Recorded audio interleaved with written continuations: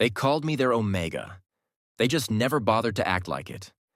For 2 years, I cooked their meals, kept their house, pressed cedar blocks into their closets, and put fresh flowers in the entryway every single Monday.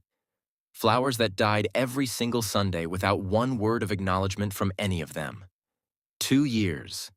And the most romantic thing any of the 3 Ashford Alpha Kings ever said to me was, "And I want you to really sit with this. Did you pick up my dry cleaning?" Not even a question mark, a statement, like I was a laundry notification. My name is Elliot Caine. I am 23 years old. I am nobody's doormat, and I have spent the last 2 years of my life being exactly that. Not anymore. The Ashford estate sat on the edge of a private lake like it had something to prove. Stone and glass. 3 floors. No, a chef's kitchen, a home gym, a wine cellar none of them ever let me touch, and 6 bedrooms, 3 of which belonged to men who apparently forgot that the 4th one had a person living in it.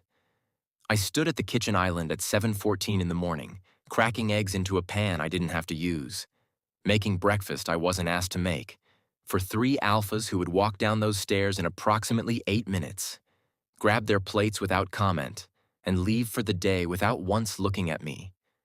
I knew the timeline because I had lived it on repeat for so long it had its own theme music in my head. The eggs hit the pan. The butter sizzled.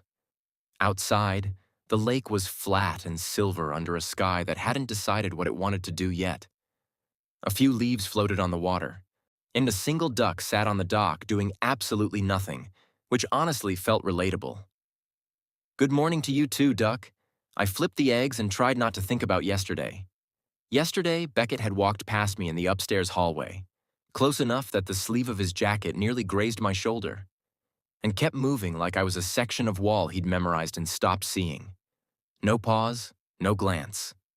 Nothing. Beckett Ashford, the oldest by 4 minutes.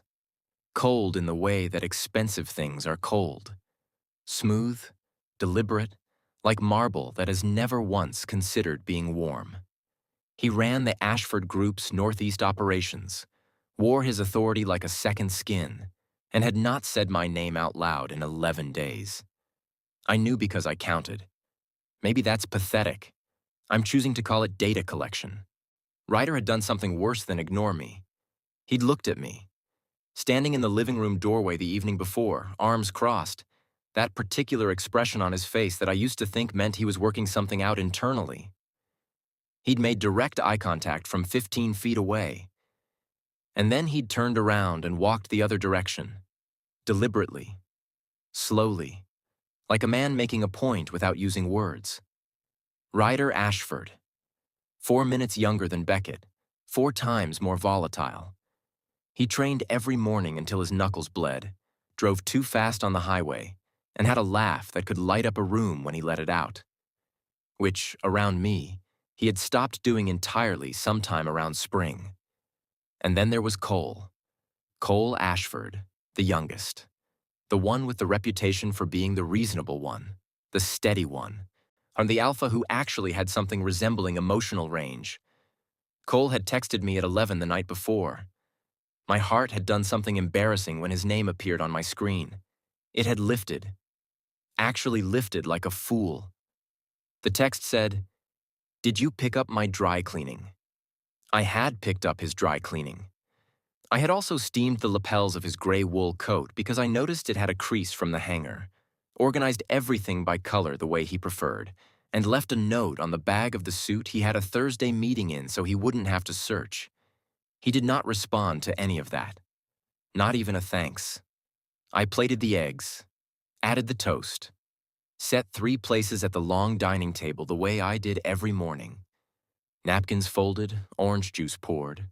Coffee ready at exactly the strength each of them preferred because I had memorized that too, like the deeply unhinged, devoted person I had apparently become. I stood back and looked at the table. 3 perfect plates, 3 glasses, 3 lives that had very little room in them for a 4th. Why are you still doing this, Elliot? I picked up my own mug, leaned against the counter, and took a long, slow sip of coffee. Because I'm an idiot, I told myself cheerfully. Next question. Here's the part I don't broadcast. I can feel emotions, not in a soft, figurative way. Not the way a person says, I could feel the tension in the room as a figure of speech. I mean, I literally feel what other people feel. Like a tuning fork pressed against my chest, vibrating at their frequency. Grief lands heavy behind my sternum, gray and thick. Anger comes in sharp and hot at the base of my throat. Desire feels like pressure behind my eyes, slow and humid. Fear is ice water through my veins, fast and sudden. I feel all of it. Every person in proximity is a signal I have to consciously filter, or it becomes noise I can't think through. And that's only half of it. The second half is the part that kept me up at night when I was 12 and first figured out what I could do. The part that made me lock this ability down so hard and so fast that some days I forgot it was there at all. I can push emotions back out. I can reach into the emotional current of a room and shift it. Dial down anger. Introduce calm into panic. Thread something tender into a moment turning cold. It worked on alphas, betas, omegas. It worked on everyone. As which was both impressive and deeply inconvenient when you were trying to live an honest life. The catch was simple and brutal. Whatever I sent out, I had to generate from inside myself first. To push calm into a room, I had to find calm in my own body and amplify it outward. To thread warmth into someone shutting down, I had to have warmth left to give. 2 years in the Ashford house had burned through my reserves in ways I was only now starting to fully account for. So I kept it locked, sealed behind a wall I had built carefully, layer by layer, telling myself it was discipline, maturity, that I wasn't suppressing. I was choosing restraint. Very convincing, Elliot. Truly.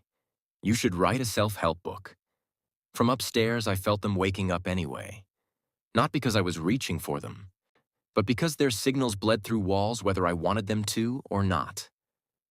Beckett was already sharp and alert, already building the architecture of his day inside his head. Whatever he was thinking about, it was not me. His emotional frequency had the particular quality of a closed door. Not hostile, just sealed. Final. Ryder's was slower, dragging, laced with something edgy and restless that he carried with him everywhere lately. It prickled at the edges like a live wire looking for somewhere to land. Cole's was the one that always caught me off guard. Because Cole, even now, even after all of this, woke up warm. Every morning. That soft, early morning quality, like the first hour of sunlight before it turns hard. It rolled down through the ceiling and touched the top of my head like a hand I hadn't asked for. And every morning I had to actively decide not to lean into it. I was still deciding when I heard the first set of footsteps on the stairs. Beckett came down first. He always came down first. Pressed shirt, sharp jaw, hair already perfect in that way that probably took him 30 seconds and took me 45 minutes to stop staring at when we first met. He moved through the kitchen like he had a meeting in 5 minutes, and the kitchen was a corridor, not a room. He picked up his coffee. He did not look at the flowers I had put in the small ceramic vase near the kitchen window. Yellow chrysanthemums. Because I had read somewhere that yellow was supposed to make kitchens feel warmer, and I had been trying so hard for so long. He did not look at the plate I had set. He stood at the window with his coffee and looked out at the lake, and I stood 8 feet away at the counter, and he was as far from me as the moon. "Morning," I said. My voice came out easy, light. I had gotten very good at easy and light. Beckett turned from the window, looked at me, actually looked for a half second, and something moved across his face that I couldn't read before it was gone. "Morning," he said. 2 syllables. Then he picked up his plate, walked to the dining table, and opened his phone.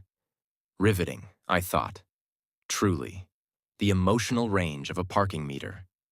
Ryder came down 7 minutes later, which was 3 minutes later than usual, which meant he had slept badly. I knew this not because I was reaching for him, but because the restless live wire energy I had felt from upstairs had sharpened into something that walked into the kitchen with him like a second body. He was also, for the record, unfairly beautiful in the morning in the way that angry people sometimes were. All sharp edges and rumpled irritation, his dark hair pushed back messily, jaw unshaved, the kind of look that belonged on a billboard for something expensive. I had opinions about Ryder Ashford. I kept them filed under Do Not Open. He dropped into his chair at the table without looking at the counter, without looking at me. "Is there coffee?" he said to the room. The room contained me and Beckett and the coffee I had already made and set out and kept warm. "On the counter," I said pleasantly, "where it has been every morning for 2 years." Ryder's jaw ticked. He got up, got his coffee, sat back down. He still hadn't looked at me. Amazing, I thought, watching him with the calm expression of a man who had made peace with absurdity. Truly, a masterpiece of selective vision. Cole came down at 7:40. He was the only one of the three who came downstairs looking like he'd actually slept instead of battled through the night to a grudging ceasefire.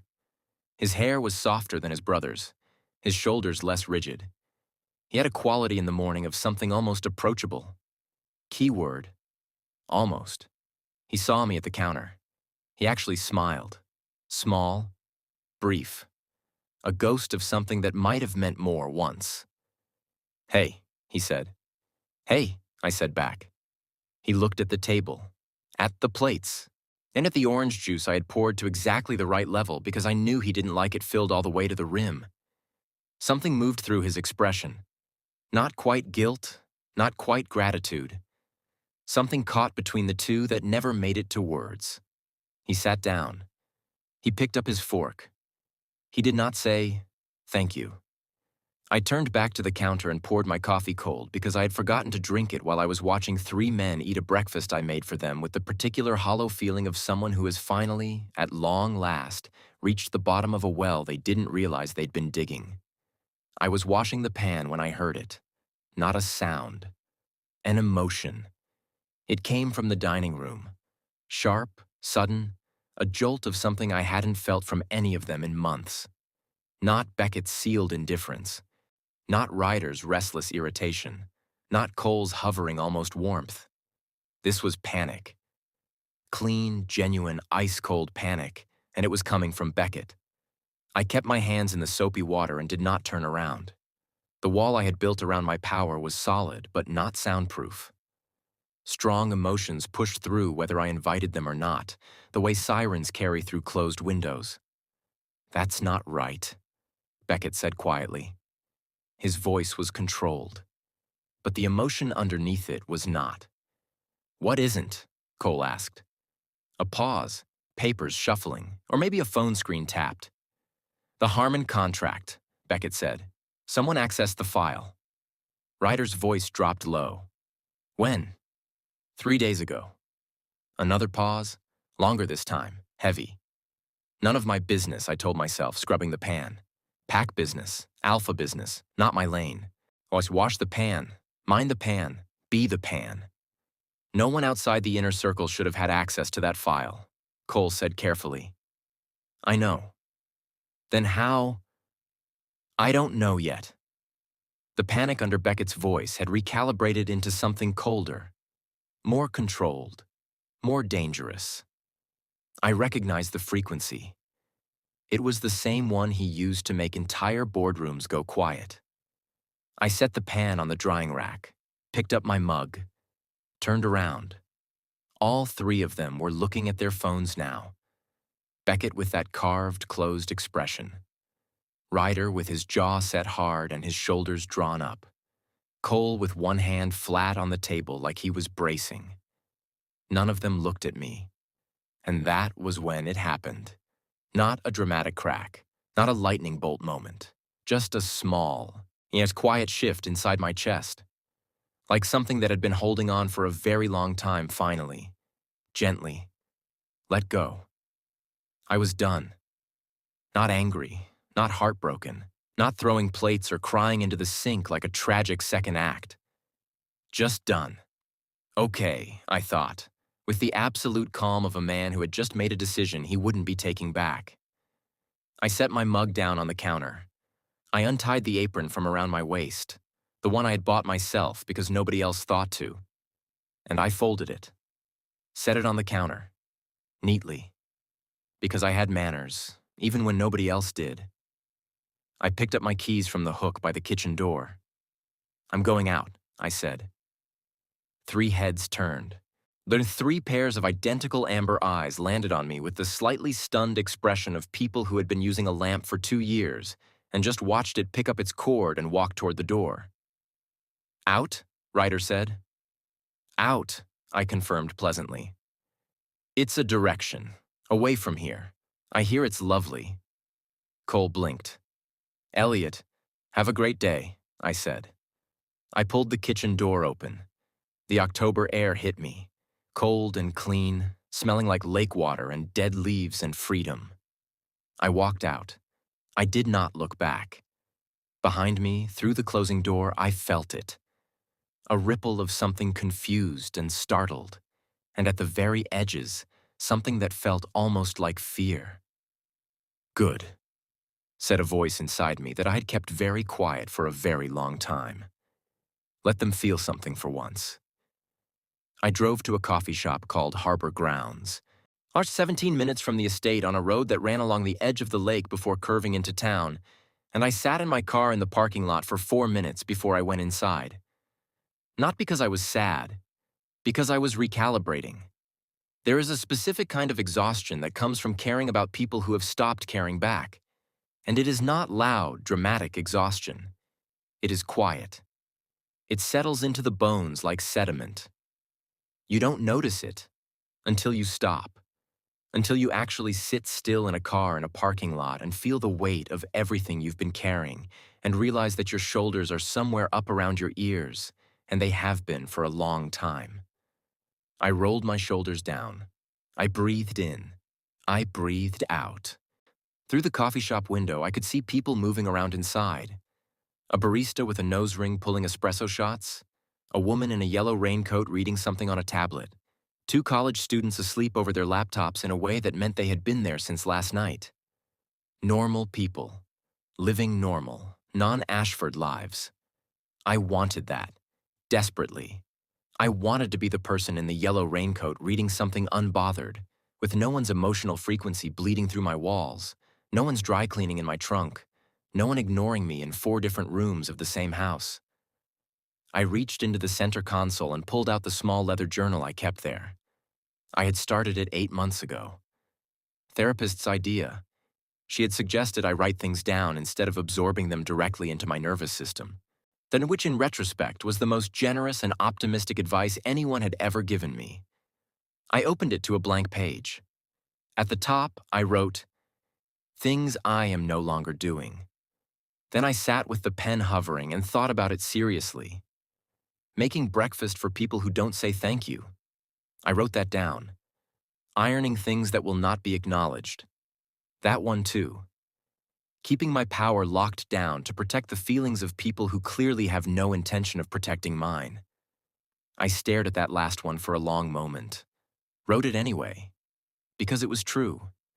I had been so careful. So controlled. So convinced that the right move was to stay small and contained and never let what I could do show. Because showing it felt like a threat, and I didn't want to be a threat to them. I wanted to be chosen. I wanted to be wanted for the quiet. An ordinary version of myself.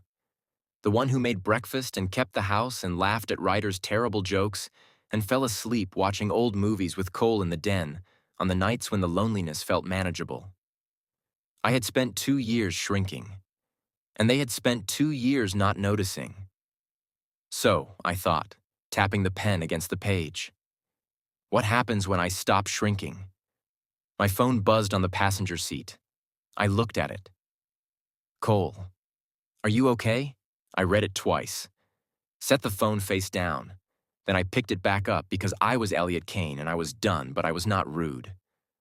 I'm fine, I typed. Enjoy your day. I put the phone in my jacket pocket, got out of the car, and went inside to get a coffee that no one else had made for me. It was, without question, The best cup I'd had in 2 years. I was on my second cup. I sitting at the small table by the window with the journal open in front of me, when the door opened and cold air moved through the shop. I did not look up, but I felt it. A scent. Cedar and night rain and something darker underneath. Something sharp enough to cut. Curled into the warm air of the coffee shop and slid straight through every wall I had. My hand went still on the page. That's not possible, I thought, with the particular calm of a person whose brain has not yet caught up to what their body already knows. I looked up slowly. The man standing at the counter had his back to me. Tall, dark coat, hair that curled slightly at the nape of his neck from the cold. He was ordering something. I could hear his voice, low and unhurried, but the blood rushing in my ears made the words blur. He turned to wait for his order, and then I felt it before I saw it. A surge of recognition so powerful it bypassed thought entirely and landed somewhere older, somewhere instinctual, somewhere that my carefully constructed rational mind had absolutely no jurisdiction over. An alpha. Not one of the Ashfords. An alpha whose emotional frequency hit mine like a key turning in a lock I hadn't known existed. He hadn't looked at me yet. I looked back down at my journal before he could. My hand was not entirely steady when I turned the page.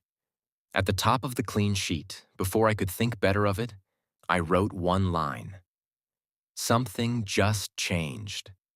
I didn't know yet how right I was. I did not look up again. That was a choice. A conscious, deliberate, yet adult choice made by a person who had just walked out of a 2-year emotional disaster and was absolutely not ready to walk directly into another one before finishing his second cup of coffee. I stared at my journal. I read the line I had just written. Something just changed. And briefly considered crossing it out on the grounds that it was embarrassing to be that perceptive and that helpless at the same time. I left it. The scent was still there. Cedar and night rain. That darker thread underneath. Something I didn't have a clean word for. Something that lived between wood smoke and cold iron and the particular charged feeling in the air before a thunderstorm decides what it wants to do. It wasn't aggressive. It wasn't soft either. It just sat in the warm air of the coffee shop and refused to dilute. I turned the page in my journal and wrote the word groceries at the top like I had come here with a list and a purpose and was a normal person doing normal things. Then I wrote, eggs, bread, coffee, whatever the opposite of feelings is. Helpful. Very productive morning. Medium dark roast. The barista said it, sliding a cup across the counter. The man's hand closed around it. I watched from my peripheral vision like a person who was absolutely not watching. Just happened to be facing a window that reflected the counter area at an unfortunate angle. He was tall. That registered first. The kind of tall that didn't announce itself. He wasn't filling the room with it, wasn't using it. He just was. Dark coat, dark hair, the kind of jaw that looked like someone had taken their time. He hadn't shaved in a few days, which on some people looked like forgetting, and on him looked like a decision. He picked up his cup. He turned. His eyes swept the room the way some people's eyes do when they're used to reading spaces. Not paranoid, just aware. They moved across the woman in the yellow raincoat, across the sleeping students, across the window, and then landed on me with the particular quality of someone who had been looking for something and found it somewhere they weren't expecting. I looked down at my journal immediately. Groceries, I wrote again, pressing the pen harder than necessary. A beat passed. Then I felt it. Not through my walls. Through them. Past them. The way a sound gets through headphones if it's loud enough. A pulse of recognition, clean and sudden. And that had absolutely no interest in my carefully maintained emotional infrastructure. His recognition, not mine, his. It hit me like second-hand lightning. A jolt of something startled and intent and underneath it, buried fast like a man who knew better than to show it, something warm, something that had no business being warm toward a person he had never met. I kept my eyes on the page. Do not look up, Elliot. You are a groceries man, a simple man, a man with a list. Is anyone sitting here? The voice was low, even, the kind of voice that had been trained or born to not take up too much space, which was interesting given everything else about him. I looked up. Up close, he was worse. That was my first coherent thought. This is worse. The way looking directly at the sun is worse than glancing at it. He had gray eyes, which I had always thought was a slightly invented eye color until this moment. Light gray, with darker edges, like fog over water on a morning exactly like this one. The chair across from me was empty. The entire left half of the coffee shop was empty. He had, inexplicably, walked to the one table occupied by me. There are 11 other open seats, I said. One corner of his mouth moved. Not quite a smile. The suggestion of one.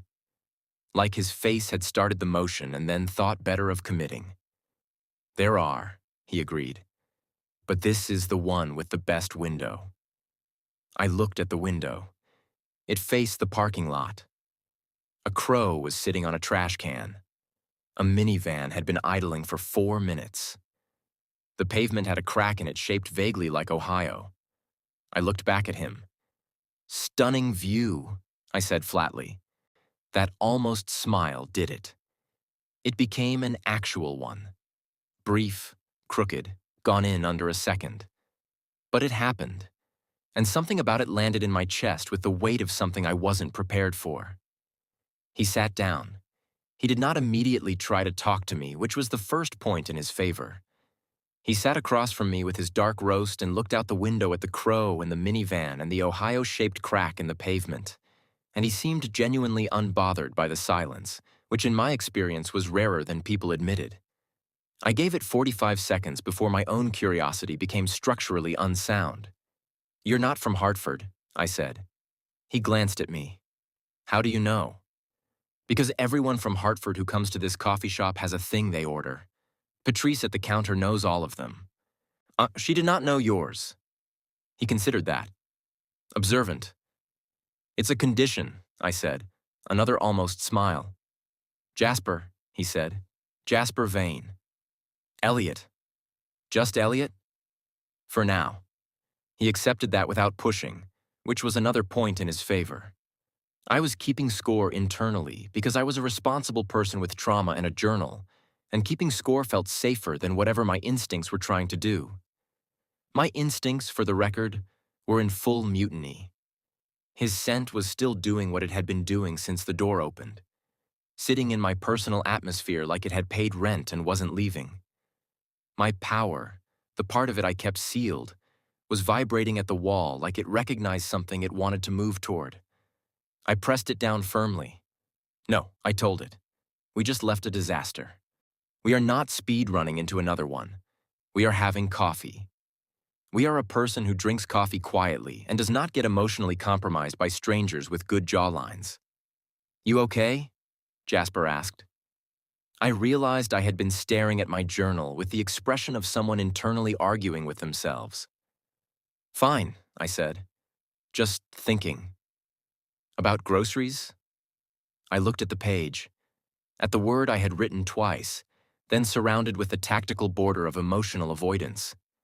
Among other things, I said. He leaned back in his chair, not toward me, just back, opening up the space between us rather than crowding it, and looked at me with those fog-water eyes like he was deciding something. You drove here in a hurry, he said. I went still. Excuse me? Your car. It's parked at an angle. Not badly, just slightly. Like you pulled in and the parking was secondary to getting out of whatever you were in. I thought about the kitchen, the folded apron, the 3 plates I had left on the table. You got all that from my parking job, I said. I pay attention, he said simply. So do I said. And what I'm paying attention to right now is the fact that you sat down at the one occupied table in a half-empty coffee shop and immediately started reading me like a map. Something shifted in his expression. Not defensive, more like caught, and deciding whether to be honest about it. "Fair," he said. "Are you always this forward with strangers?" "No," he said, and then quieter. "You're not a stranger. Not exactly." The air between us changed. I felt it. Not through my power, through my skin. A shift in pressure, in temperature, and in the particular quality of a moment that is deciding whether to become something. "We have never met," I said carefully. "I know." "So that sentence doesn't make sense." He looked at me steadily. "I know that too. I should have left it there. I should have closed my journal, picked up my cup, and relocated to a table near the sleeping students where nothing was happening and no one had fog-water eyes or a scent that cut through walls. Instead, I said, "What are you doing in Hartford?" And he said, "Looking for someone." The crow outside lifted off the trash can and disappeared. "Did you find them?" I asked. Jasper looked at me for a long moment, with that steady, careful quality, like a man who chose every word the way you choose a step on uncertain ground. "I think so," he said. My pulse did something it had no business doing. "Absolutely not," I told it. It ignored me completely. We talked for 40 minutes. I was not supposed to talk for 40 minutes. I was supposed to drink one coffee, write some things in my journal, achieve a modest epiphany, and drive back to the estate to collect my dignity and begin phase 2 of my personal revolution, which I had not yet named but was planning to title something like "The Part Where Elliot Stops Being a Pushover," or possibly just "Finally." Instead, I sat across from Jasper Vane in a Hartford coffee shop while the gray October sky turned one shade darker outside, and I talked. Not about the Ashfords, not about the bond or the 2 years or the dry cleaning text. Those things stayed in the journal under the groceries list where they belonged. Like, we talked about Hartford. He had been once before, years ago, for something he described as complicated and moved past quickly. We talked about the coffee, which he said was better than he expected, which I took as a personal compliment for reasons I refused to examine. He asked what I did, and I said I was figuring that out, and he nodded like that was a complete answer and not a deflection. He was easy to talk to in a way that made me suspicious, because in my experience, things that were easy always had a cost somewhere down the line that you didn't find out about until it was too late. But his emotions, the ones bleeding through my walls whether I wanted them or not, were steady, not closed like Beckett's, not jagged like Ryder's, not that hovering warmth of coals that never made it to the surface. Jasper's emotional frequency was like the low, even sound of rain on a roof.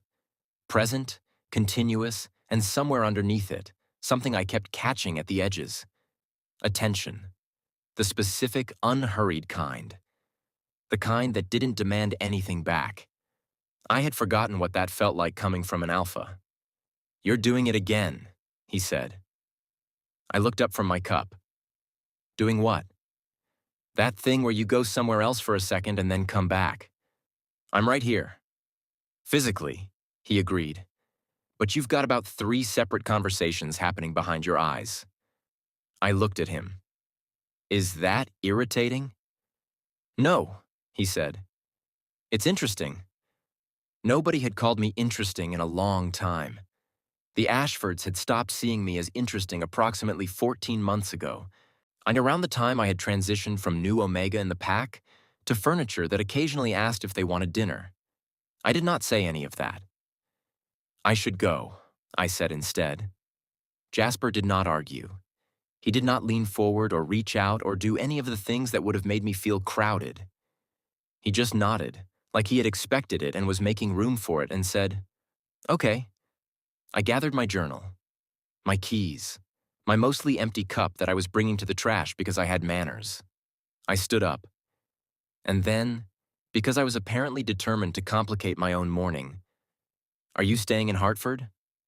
"For a while," he said.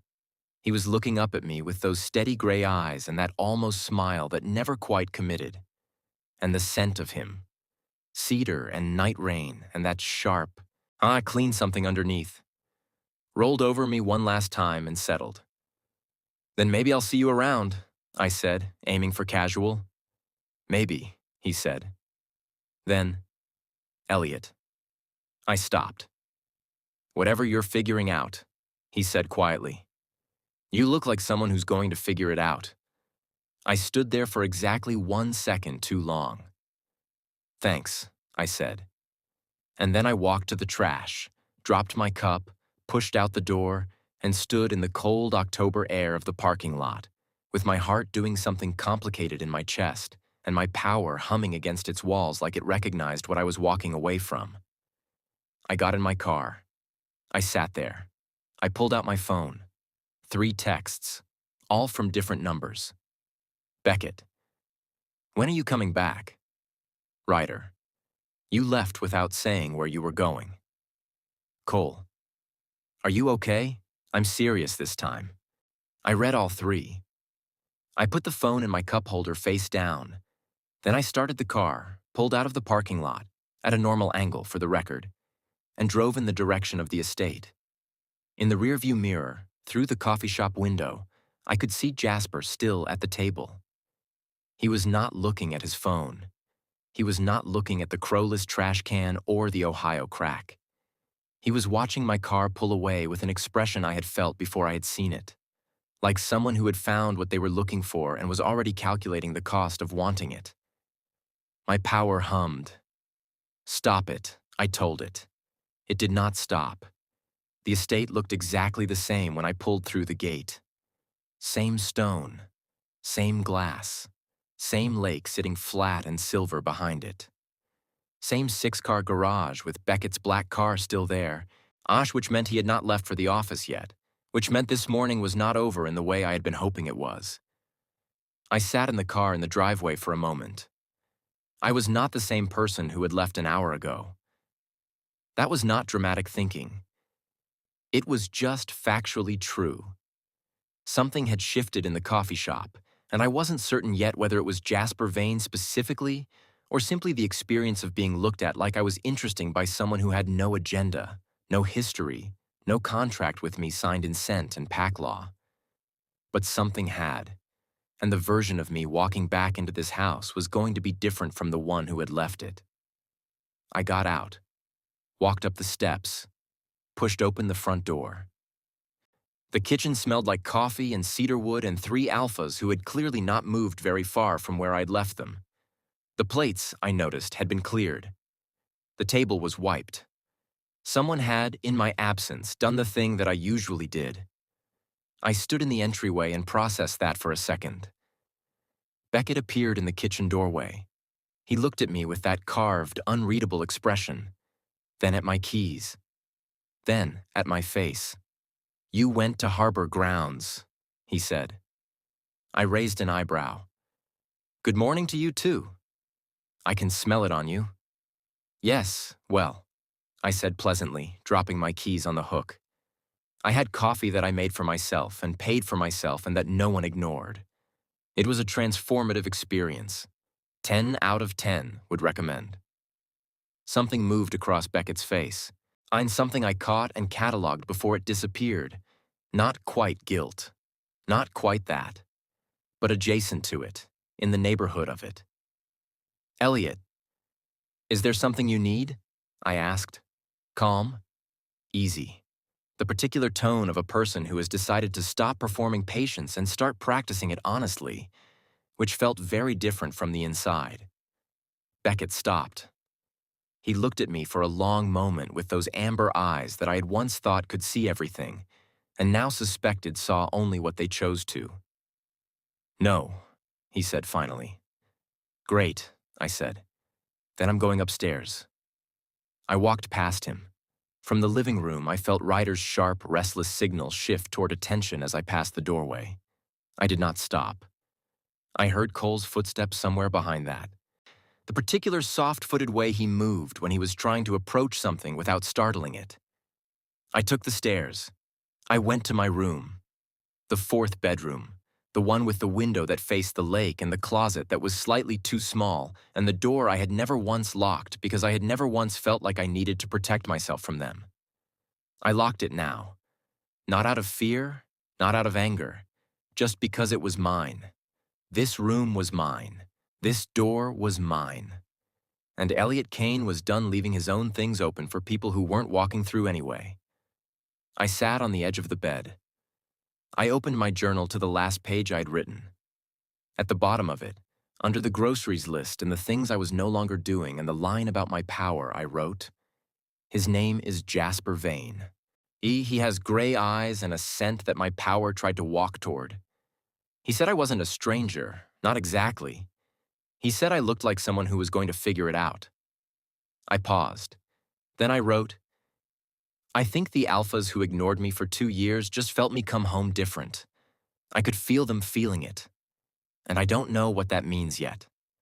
But I think I'm about to find out." From behind the locked door, I heard 3 separate footsteps stop outside it. All at once. Like they had arrived there together without planning to. None of them knocked. And somehow, that said more than anything they had managed to say all morning. I lay back on the bed, stared at the ceiling, and let the corner of my mouth lift in something that was not quite a smile but was definitely its dangerous cousin. "Welcome to the new chapter, gentlemen," I thought. "Let's see how you handle it." They stood there for 47 seconds. I know because I counted. I was lying on my bed, staring at the ceiling with nothing else to do except listen to the particular quality of silence that existed on the other side of a door when 3 6-foot alpha kings were standing in front of it trying to decide what to do with their hands. It was, genuinely, the most entertaining 47 seconds I had experienced in months. At second 12, I heard a small shift of weight. Ryder. He moved the way he always did when he was restless, transferring his energy from one foot to the other like his body refused to hold still. At second 29, a quiet exhale. That was Beckett.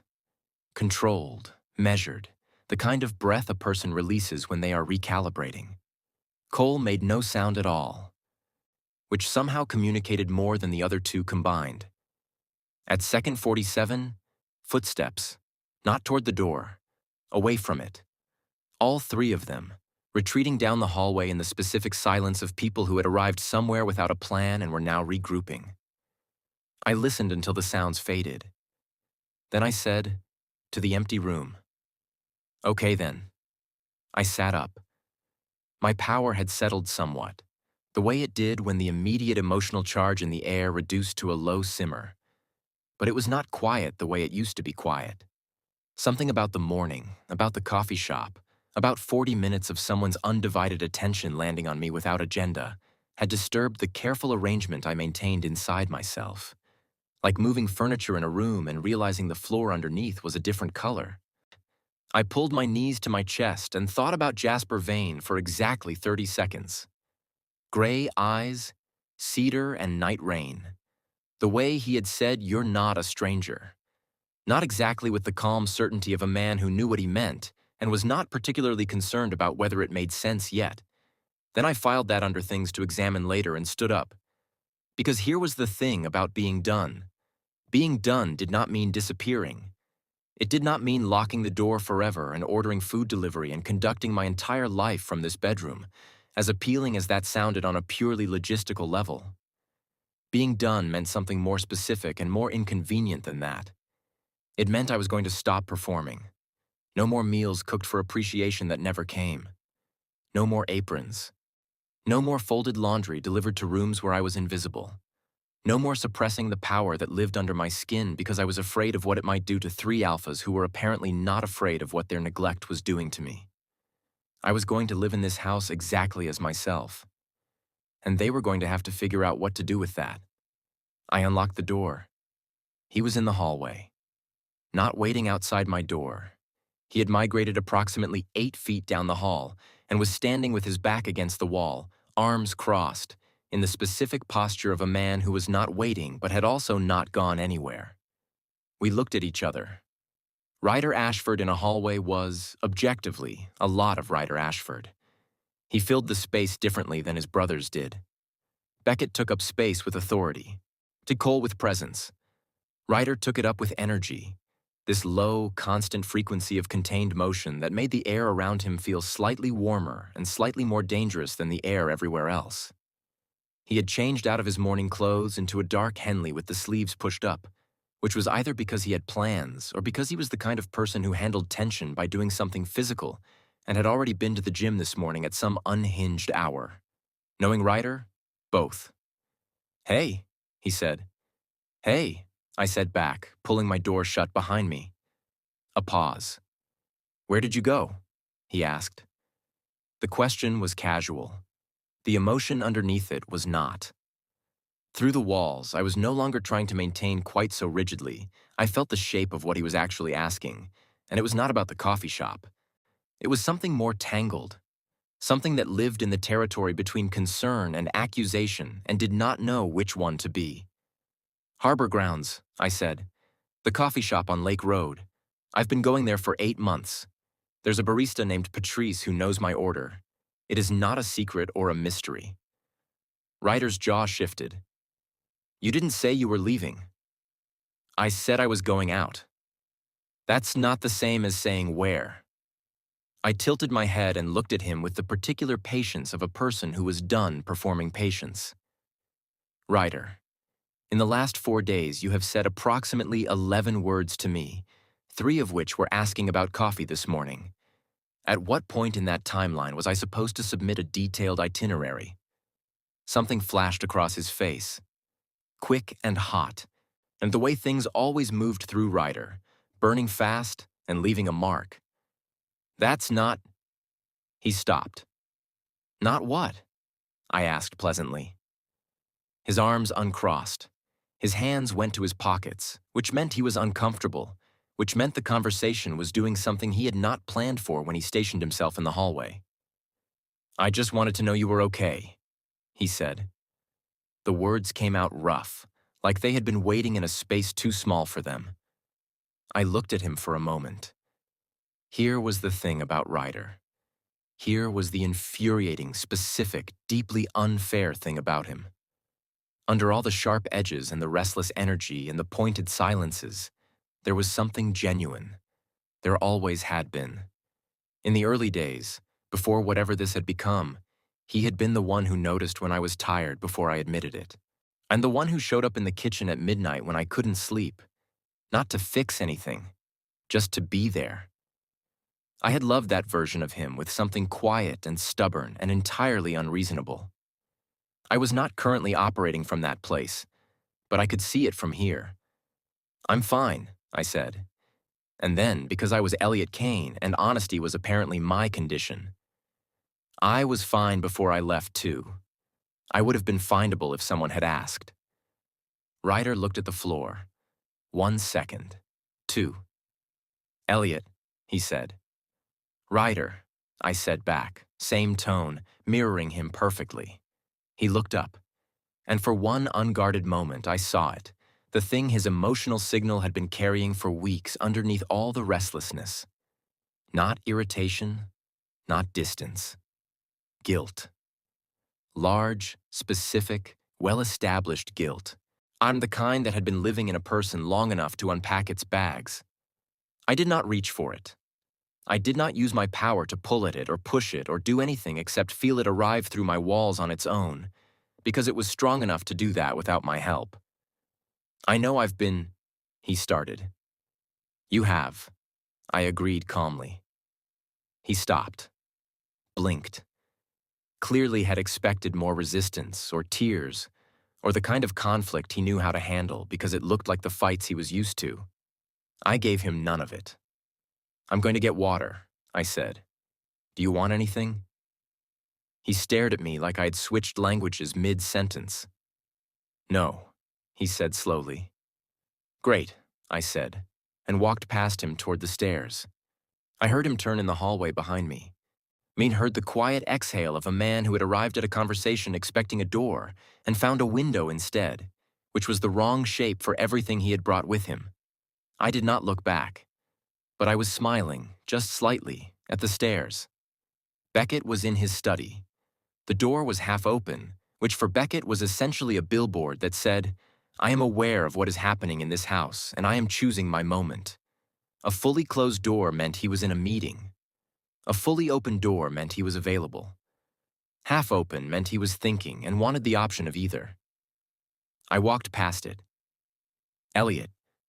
I stopped, backed up 3 steps, leaned against the doorframe with my water glass.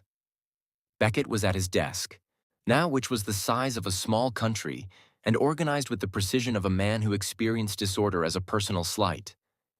He had his laptop open, but his eyes were on me, and those amber eyes were doing the thing they sometimes did where they looked at something very carefully, the way a person examines a document they are deciding whether to sign. "Come in," he said.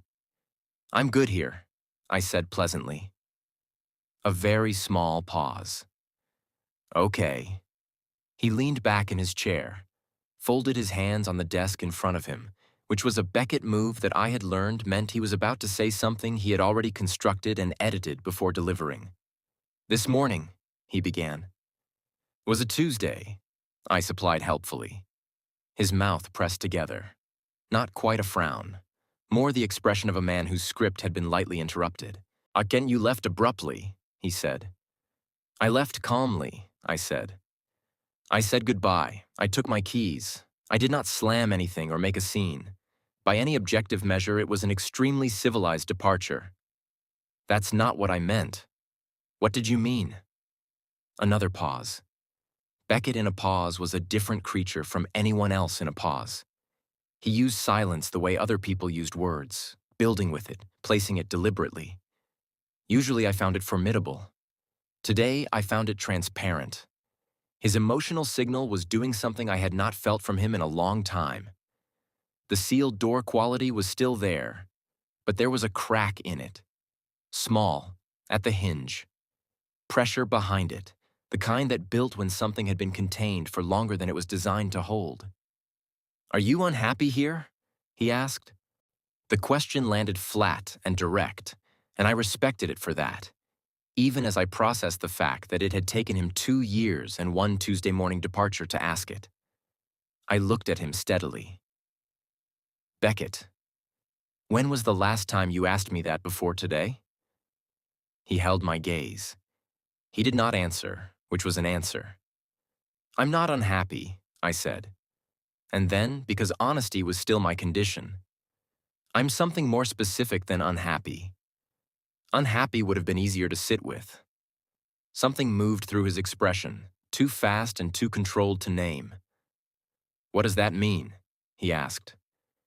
"It means," I said, pushing off the door frame, "that I'm going to figure some things out.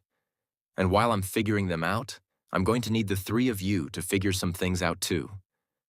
I started walking. "What things?" he said behind me. "Oof. Start with why you walked past me in the hallway yesterday like I was a section of wall," I called back, pleasantly, already heading toward the living room. "Work from there. I find it's a good jumping-off point." I heard the leather of his chair shift. He did not follow me, but I felt his emotional signal crack another half-inch, and the pressure behind it began, slowly, to move. Cole was in the living room. He was sitting on the couch with a book in his hands and the look of someone who had been sitting there for at least 20 minutes without reading a single page. The book was open to somewhere in the middle. His eyes were not on it. They were on me the moment I walked in. Cole Ashford watching a doorway was a different experience from his brothers. Beckett watched things like he was making assessments. A writer watched like he was bracing. Cole watched like he was hoping with the particular quality of hope that knew it might be disappointed and had made a kind of peace with that. I had always found it the most painful of the 3. "Hey," he said. "You keep saying that to me today?" I said, sitting down in the armchair across from the couch. Not next to him. The armchair.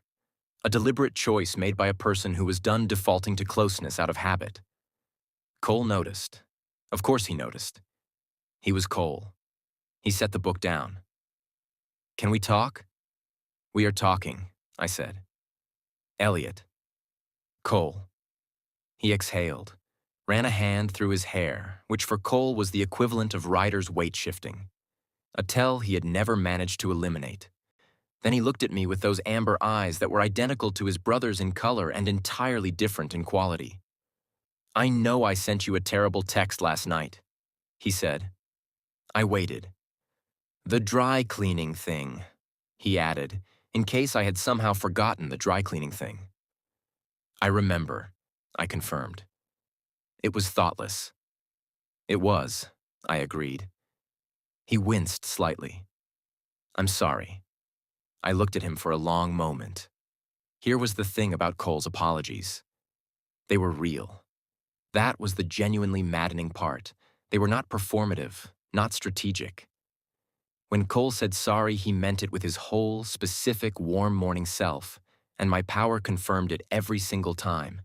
The emotion behind the words clean and unambiguous, which made it so much harder than if he had been faking. "Cole," I said carefully, "do you know what's more exhausting than someone who does thoughtless things?" He shook his head.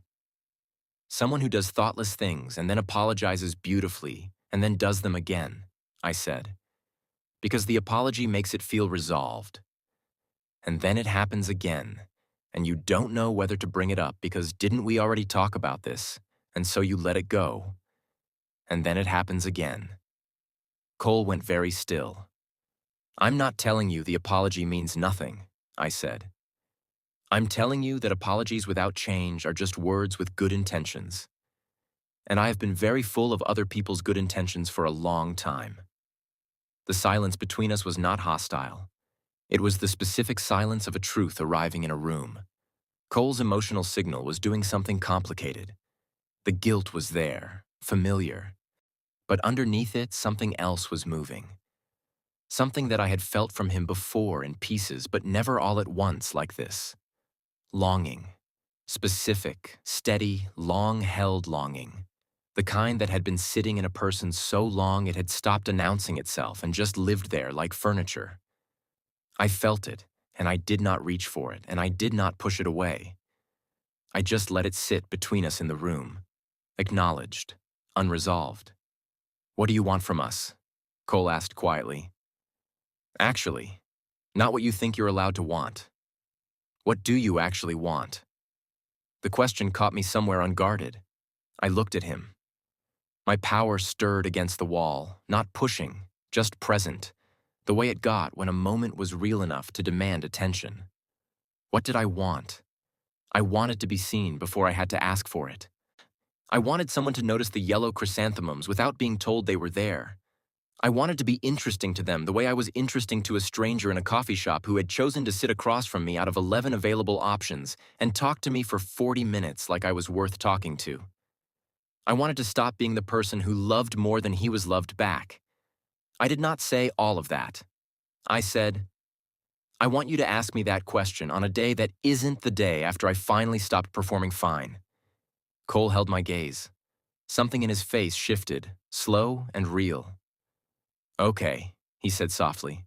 "I deserved that." "You did," I said, not unkindly. I stood up. "Elliot," Cole said. I stopped but did not turn. "The flowers," he said. "The yellow ones, in the kitchen. I noticed them. I just never—" He stopped. Onyx started again. "I noticed them every week. I just didn't know how to say it." I stood there with my back to him and felt that land somewhere specific. I did not let it change my posture. I did not let it pull me back to the couch. But I let it in because I was not made of stone and I was not performing hardness either. "That's a start," I said. And I walked upstairs. My room again. Familiar ceiling. Lake light coming in sideways through the window, turning the walls that particular shade of pewter that happened in the late afternoon. I sat at the small desk by the window and opened my journal and did not write anything for a long time. The morning had been a lot. I itemized it mentally the way I sometimes did when my power was processing too much at once and needed the structure. Coffee, harbor grounds. Jasper Vane and his cedar and night rain scent, and the way he had said not exactly a stranger like he was reading from something true. The drive home. 3 footsteps outside my door. Ryder in the hallway with his guilt like a weight he did not know how to put down. Beckett with his cracking sealed door and his question that arrived 2 years late. Cole and his long-held longing and the yellow chrysanthemums he had noticed every week without saying so. And underneath all of it, my power. Humming. Awake in a way it had not been in a long time. Not aggressive, not dangerous, just present. Like something that had been sleeping lightly and had heard a sound it recognized. I pressed my hand flat to the journal page. I was scared, if I was honest. Not of the alphas, not of Jasper, not even of whatever came next in this particular rewriting of my life. I was scared of what happened when I stopped holding back. Because I had always known, on some level, what this power could do if I stopped managing it. I had felt the edges of it in low moments, in the months when the loneliness got heavy enough that the wall cracked a little on its own. I had felt how easily it could reach into the emotional frequency of a room and simply turn the dial. I could make them miss me, not through manipulation, not through force, just by letting the full, unfiltered weight of my own emotions stop being contained. The way a person who has been speaking quietly in a library finally steps outside and finds out what their actual voice sounds like. I had never let that happen, because it felt like cheating. He said because I wanted to be wanted for the real version of me, not the emotionally amplified broadcast version. Because love that was influenced by my power was not love. It was just my loneliness wearing a more comfortable coat. But I was realizing something, sitting at the desk with the pewter lake light on the walls.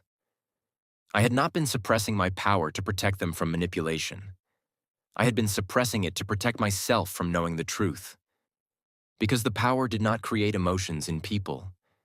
It only amplified what was already there, which meant if I let the wall down, I would not be creating something fake. I would be seeing what was actually real. What had been real the whole time, sitting underneath all the silence and the distance and the dry cleaning texts. I was not sure I was ready for what that would look like. I picked up my pen. I wrote, what if they already feel it and just don't know how to say it? Then, under it, what if I've been so busy being invisible that I made it easier for them to treat me that way? Then, under that, what if Jasper Vane sitting down across from me this morning was not an accident? I stared at that last line for a long time. Outside, the lake had gone dark silver. The sky was the color of the inside of a cloud. Somewhere in the house, a door opened and closed, and 3 separate emotional signals shifted and resettled like weather systems finding a new arrangement. They were aware of me. All 3 of them. I could feel it without trying.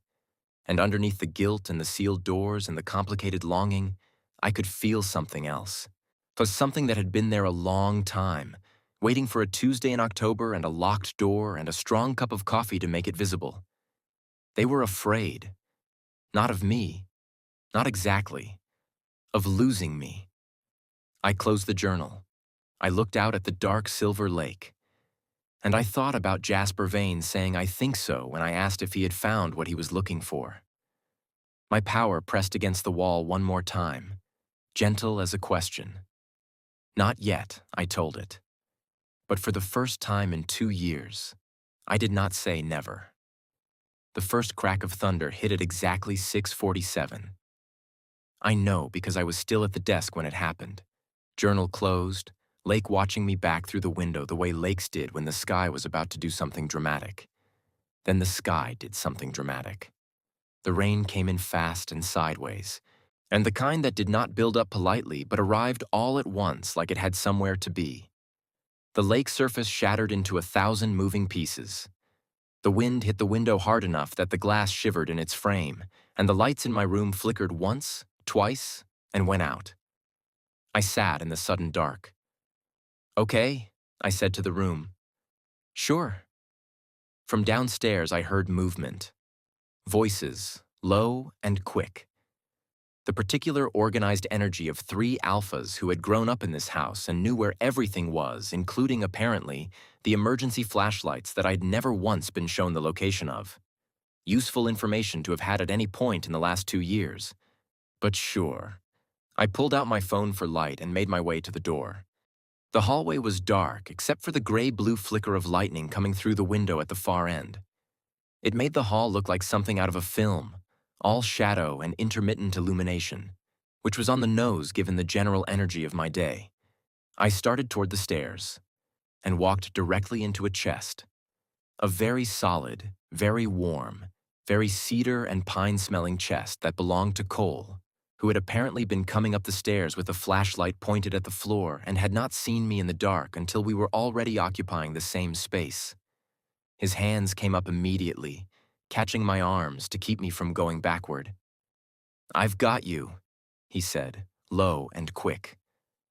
My power, which had been simmering all day with the restless energy of something recently disturbed, responded to the contact before I could manage it. His warmth hit me through my sleeves like it had been waiting for a crack in the wall.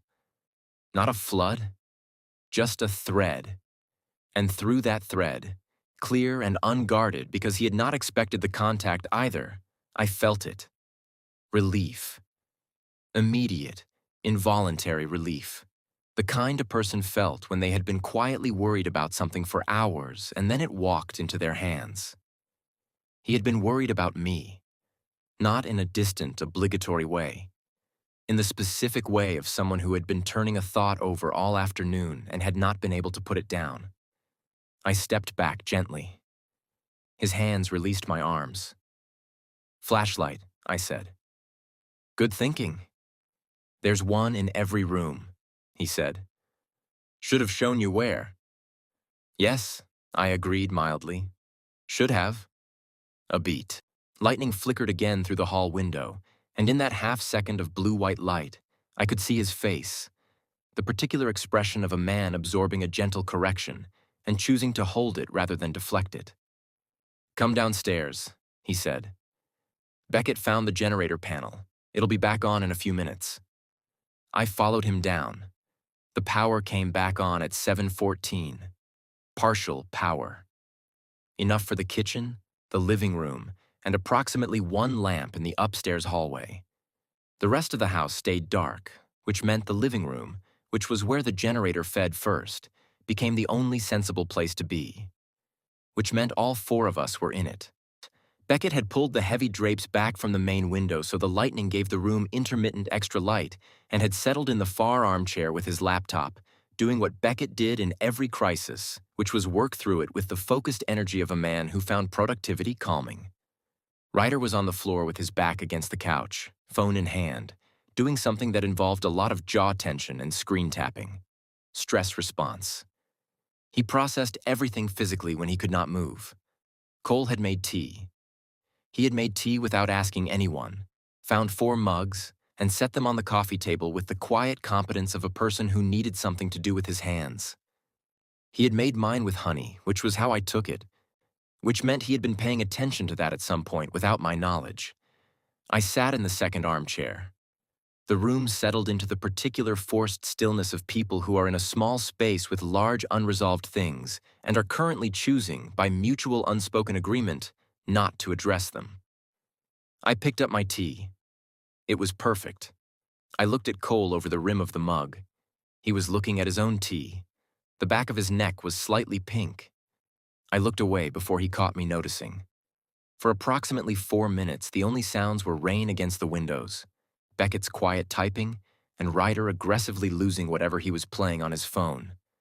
Then Ryder said, without looking up, "Who did you talk to at the coffee shop?" Not a question. Ryder did not do questions when he was working up to something. He did statements with question energy. I turned my head toward him slowly. "Patrice. She made my coffee. We discussed the weather and the fact that their pumpkin scones are back for fall." "Anyone else?" Beckett's typing paused. Cole was very still. I looked at Ryder. He was still looking at his phone, but he had stopped actually using it. His jaw had the particular set of a person pretending to be casual while being the opposite of casual. "Why?" I asked. "Your scent changed when you came back," Ryder said. Flat, direct. Ryder. Silence. The rain hit the window in a heavy sheet. My power was very awake. "My scent," I repeated.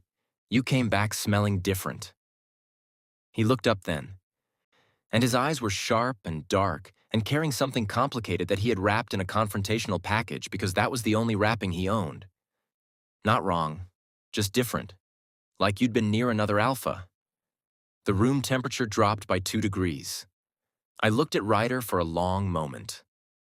Then at Beckett, who had closed his laptop.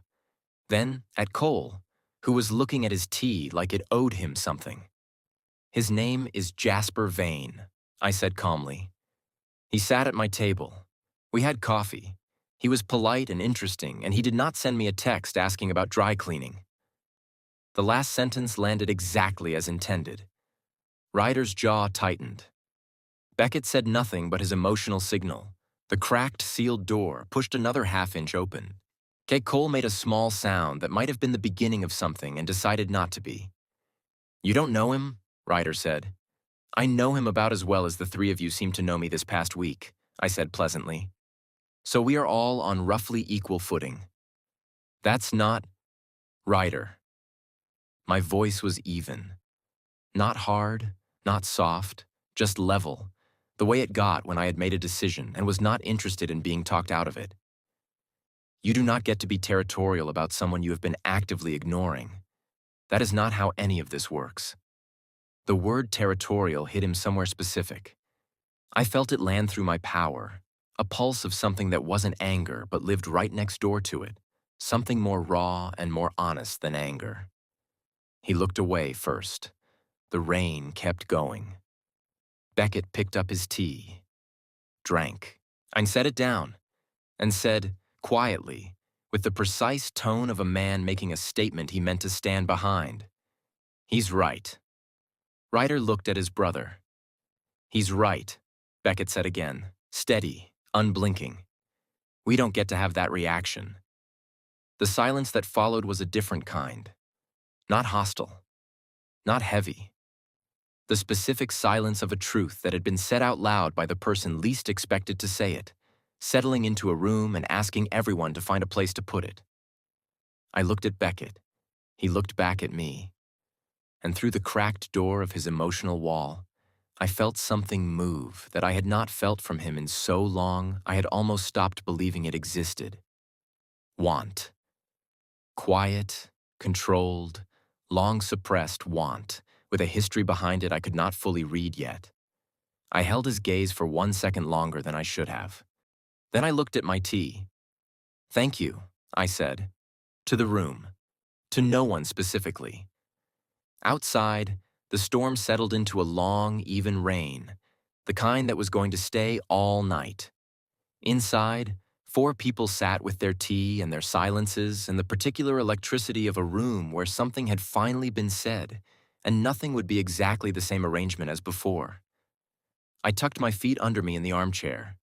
I did not reach for any of them with my power. I did not need to. They were already reaching, in their own slow, stubborn, complicated ways. And for the first time all day, I let myself feel that without immediately talking myself out of it. Not never, I thought again. The rain answered back against the glass. The rain did not stop. It settled in the way serious rain did in Connecticut in October, or with the particular commitment of weather that had made a decision and was not taking questions. The windows had gone completely dark.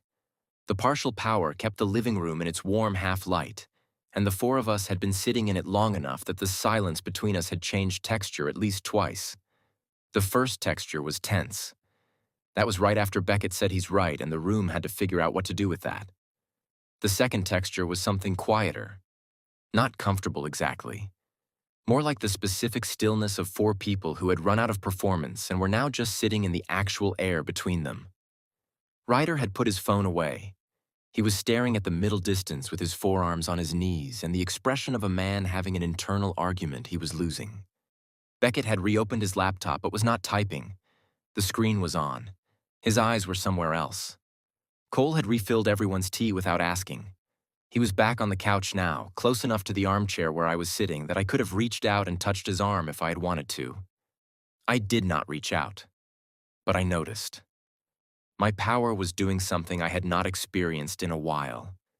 Instead of pressing against its walls, it had gone very still, listening, the way it sometimes did when a moment was about to say something important and every instinct in my body wanted to pay attention. I looked at the rain on the window. "Can I ask you something?" Cole said. His voice was quiet, not careful the way it had been all day, when every word had the quality of something being handled gently. This was different, more direct, like he had decided something in the last 20 minutes of silence.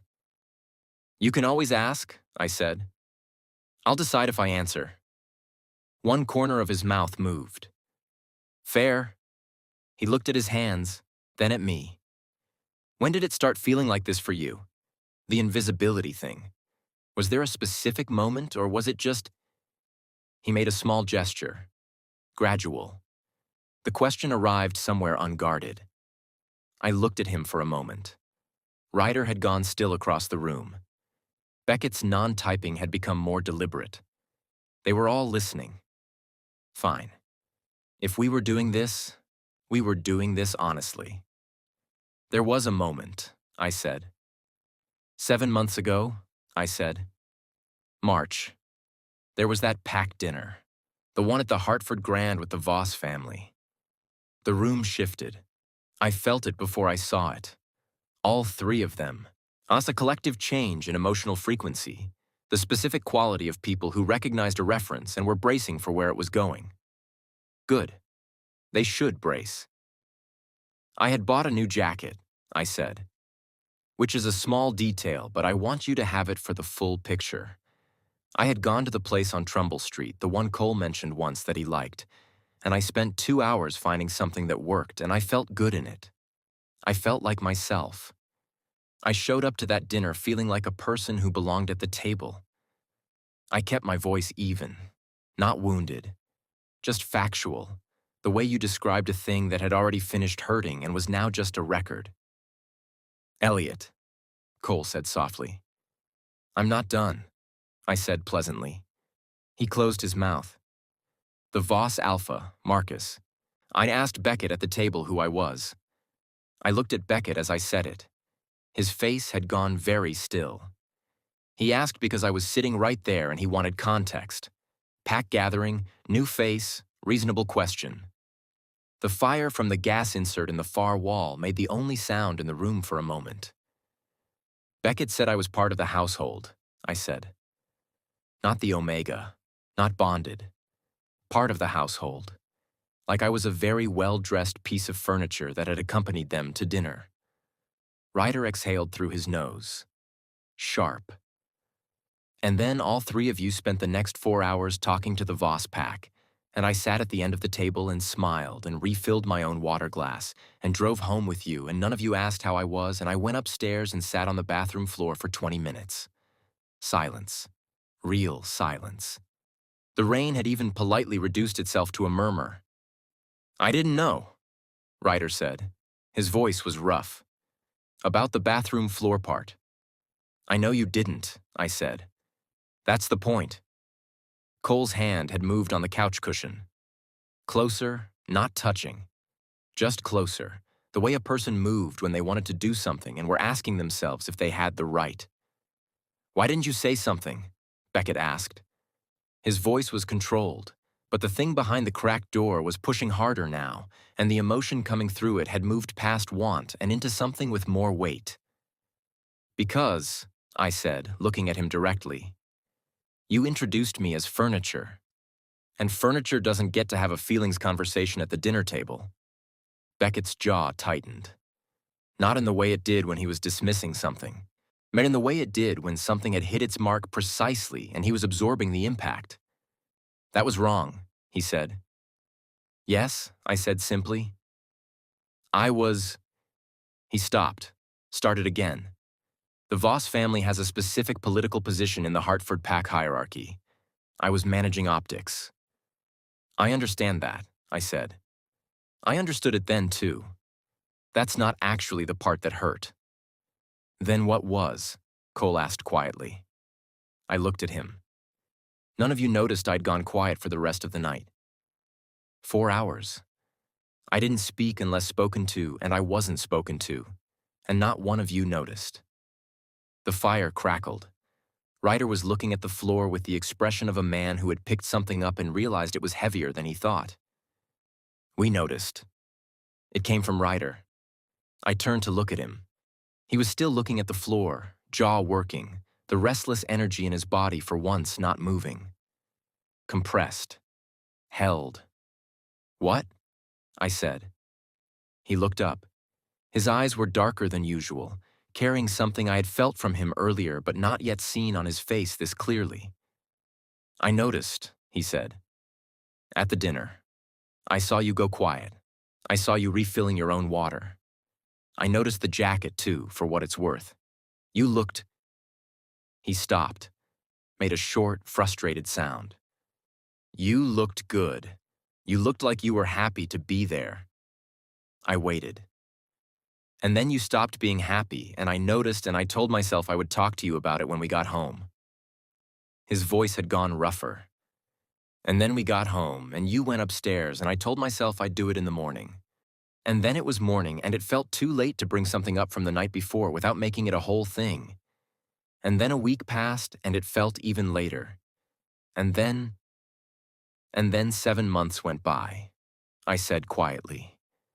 He looked at me with something unguarded enough that it almost hurt to see on his face. "Yeah," he said. 7 months went by. My power had gone completely still. I was not reaching for him. I did not need to. What he was feeling was in the room, present and unfiltered. The guilt and the regret, and underneath both of them, something that I now understood was not new. It had been there a long time. Ryder had noticed me at that dinner, had seen me go quiet, had filed it away under handle later, and then watched later turn into a distance that he had not known how to cross once it had grown large enough. That was not cruelty. It was something more human and more frustrating than cruelty. It was someone who cared, badly and imperfectly, and had let the caring get buried under the ordinary avalanche of days. I breathed in slowly. "Why did it go so wrong?" I asked, not accusatory, genuinely asking. Not the dinner, all of it, before the dinner, the whole 2 years. What happened? The three of them looked at each other, and in the space of that look, I felt it. A shared signal, something that moved between them the way things moved between pack members who had been bonded since birth. Not words. The shape of something they had not said out loud. A secret. Not malicious. Not a betrayal. Something more complicated than that, with the particular emotional signature of a wound that had been managed rather than healed. Cole spoke first. "Us before you," he said carefully. "There was someone else. His name was Nathan."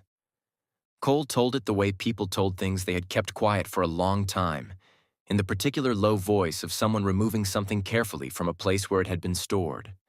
Nathan Cole had been their bonded Omega for 8 months, 3 years before me. He had been warm and steady, and the house had apparently felt different with him in it, full in a way that the three of them had not known they needed until it was gone. He had left. Not because they had been cruel, not because of a dramatic rupture. He had left because he had looked at 3 alphas who loved him in theory and managed him in practice, and he had made the calm, devastating decision that loving someone in theory was not enough to build a life on. He had said goodbye on a Tuesday morning. He had left a note on the kitchen counter. He had not come back. "After Nathan," Ryder said, picking up where Cole had stopped, "we decided we weren't going to do that again. Get close. Let someone in all the way. The bond almost broke Beckett." I looked at Beckett.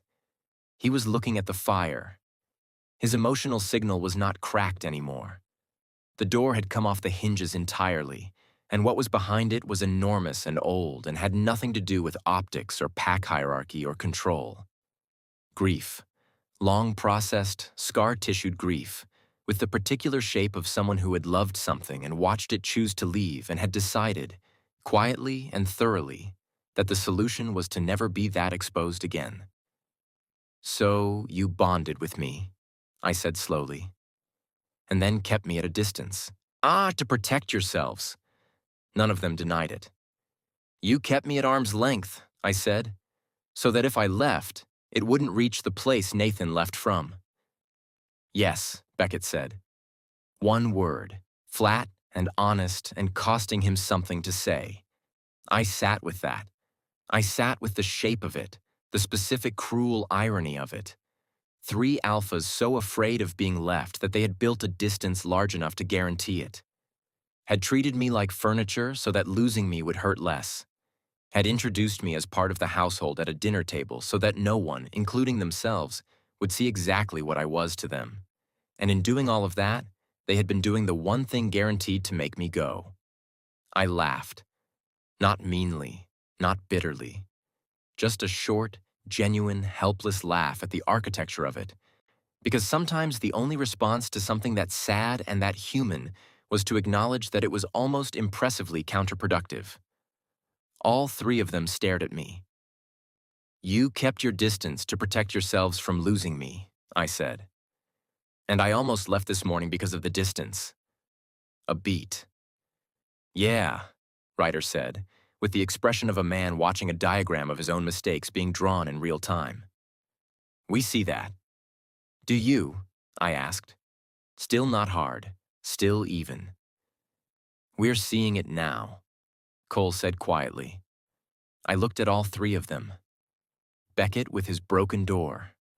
Ryder with his floor-gazing guilt and his almost admission. Cole with his long-held longing and his honey tea and the yellow chrysanthemums he had noticed every single week and never said so. My power had come back off its stillness. Slowly. Like waking up. I did not push it. I did not use it. But I stopped fighting it quite so hard, because what I felt in the room was not manufactured. It was not something I had reached in and turned up. It was theirs, real and unmanaged, bleeding through the air of a living room in a rainstorm like something that had been waiting for exactly this much honesty to finally breathe. Nathan left on a Tuesday, I said. Yes, Cole said. I almost left on a Tuesday, I said. The room went very quiet. I know, Beckett said, and his voice, for the first time all day, had lost every layer of control. It was just his voice, low and real and carrying the weight of a man who understood exactly how close it had been. I looked at the fire. The rain kept going, and I thought, but with the kind of clarity that only arrived after a very long and complicated day. I am not Nathan, and they are not who they were 3 years ago, but we are all going to have to decide what to do with that. I picked up my tea. It had gone cold. Somehow that felt appropriate.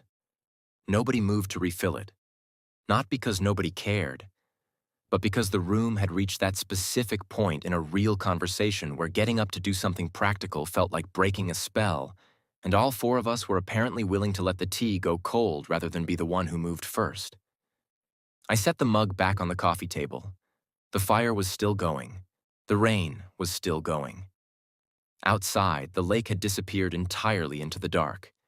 We were 4 people in a warm room with a storm wrapped around us like the universe had decided we needed to finish this conversation and was not offering an exit until we did. Fine. I respected the commitment. Can I ask something now? I said. 3 pairs of amber eyes. Did any of you actually want me here? I said. When I came, not the bond, not the logistics. Did you want me? Specifically. The silence that followed was not the bad kind. It was the kind where people were deciding to be honest instead of careful, which took a second longer. Cole answered first. Yes. No hesitation. No qualification. Just yes, delivered with the directness of a man who had apparently decided that careful had not been working out for anyone. From the first week, he said, you reorganized the kitchen spice cabinet by frequency of use instead of alphabetically, and I thought about it for 3 days. I stared at him. That's what did it for you. It told me how you thought, he said simply. Practical first, logical, but with a system behind it that was yours. I found it interesting. There was that word again. Interesting. Same word Jasper had used this morning in a coffee shop that now felt like it existed in a different time zone. I looked at Ryder. He was already looking at me, which was unusual enough that I noted it. Ryder in his natural state looked at everything except what he actually wanted to look at. It was practically a personality trait. "I wanted you here," he said. Rough and direct, the only two speeds Ryder had. I just didn't know what to do with that. Wanting something and knowing what to do with it are not the same skill. No, I agreed. They are not. I looked at Beckett. He looked back at me for a long moment with the expression of a man who had spent the last several hours having walls systematically and politely removed, and was now standing in the open air of his own honesty with no particular cover left. "I wanted you here before you arrived," he said. I blinked. "What?" "The bond match. Before you came." He held my gaze steadily. I read the compatibility profile. I looked at it for a long time. I thought. He paused. The pause was not for effect. It was a man choosing his words with the care of someone who had not said this out loud before. I thought if I let myself want it and it went wrong, it would be Nathan again. So I decided not to want it. "And then I showed up," I said slowly. "And then you showed up," he said. "And you were worse." I tilted my head. "Worse. More," he said. "Than the profile. More than I expected." Which made the decision to keep distance harder to maintain and easier to default to at the same time. I looked at him for a long moment. "Beckett," I said, "that is the most emotionally complicated sentence you have ever said to me." "I'm aware," he said, with the expression of a man who found that fact mildly horrifying. Something in my chest shifted. Not dramatically, not a flood, just a quiet rearrangement, the way furniture moved in a room when the light changed, and you realized the layout had never actually been right. Cole moved first, and he reached across the small space between the couch and the armchair and picked up my cold mug without asking. Took it to the kitchen. I heard the kettle go on, the quiet sounds of someone doing a small, deliberate thing. Ryder watched him go and then looked at his own hands and then, with the specific energy of a man making a decision before he could think himself out of it, moved from the floor to the couch. Not close, but closer than the floor. Progress. Beckett closed his laptop fully. It was such a small thing. He closed his laptop and set it aside and sat in the armchair across from me with his hands loose in his lap, which for Beckett was the emotional equivalent of arriving somewhere without armor and just existed in the room as a person rather than a function. I noticed all of it. My power noticed it louder. The emotional signals in the room had changed quality entirely from this morning. The sealed door, the jagged live wire, the hovering almost warmth that never committed. Those were still the base frequencies, the way people's fundamental emotional textures did not transform in a single afternoon. But the surface of each one had changed, opened slightly, turned toward me in the specific way that things turn toward light without deciding to. Cole came back with fresh tea. He handed mine to me. The mug was warm. The tea had honey in it again, same ratio, which meant he had not guessed, he had remembered. "Thank you," I said. "You're welcome," he said. Like it was simple. Like it had always been that simple, and we had both just been standing on opposite sides of a very unnecessary door. He sat back down on the couch, and closer than before this time. The kind of close where the warmth of another person was present but not demanding anything. I held my tea. Outside, the rain was softening. Still steady but lower now, less siege and more conversation. The fire had settled into its quieter mode. The lamp in the corner made the room amber and close. "I owe you more than an explanation," Beckett said. I looked at him. "I know that," he continued. "An explanation is just the account of how something happened. It's not the same as fixing it." "No," I said. "It's not." I don't know how to fix it quickly, he said. I want to be honest about that rather than promise something I'll execute badly. I studied him. The clean, undefended honesty of that sentence. Beckett Ashford admitting limitation out loud, in a room, onto a person he had kept at arm's length for 2 years. I respect that, I said. And I meant it. Ryder made a sound, not a word. More the sound of a person who had something in his throat that was not quite ready to be language yet.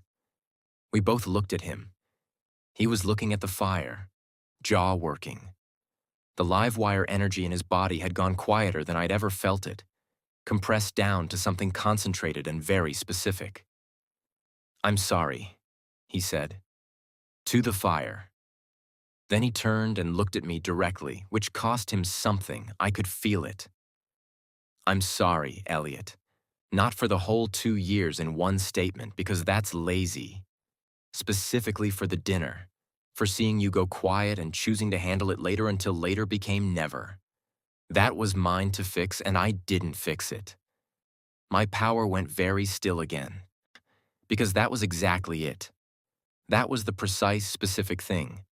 Not a general apology for abstract distance, but the named exact moment he had seen me and chosen later and let later become the shape of our entire dynamic. He had seen me.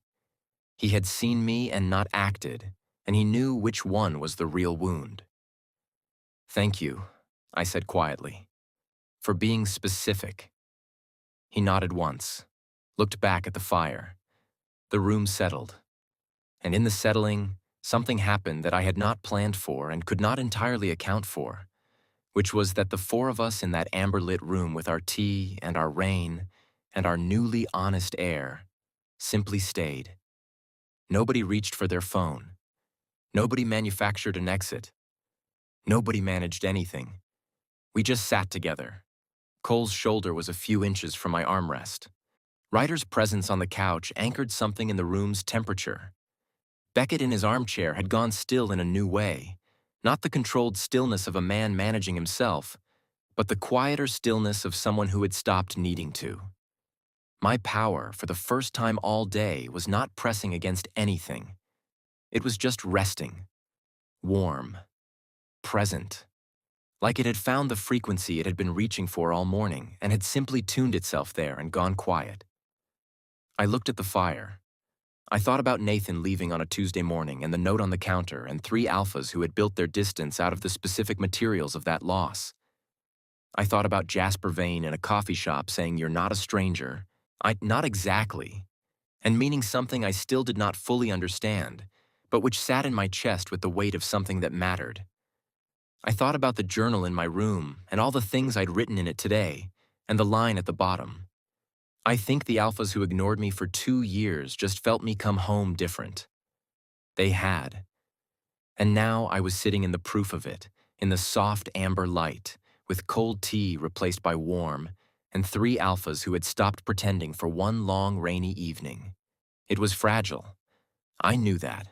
One honest night did not rebuild 2 years of managed distance. Tomorrow would have its own complications and its own tests, and Beckett would probably default to control, and Ryder would probably pick a fight about something sideways, and Cole would probably notice something important and take 4 days to say it. But this moment was real. I was not going to talk myself out of that. Elliot, Cole said. I looked at him. He was looking at me with that warm morning quality, present and unguarded, with something in his eyes that he had clearly decided to stop keeping behind a polite distance. I'm glad you didn't leave this morning, he said simply. I held his gaze. Me too, I said, and I meant it enough that my power felt it and sent nothing out, and held it quietly inside instead, like something worth keeping. The rain had finally decided to quiet down, not stop entirely. Just reduce itself to that soft, consistent sound that stopped being weather and started being atmosphere.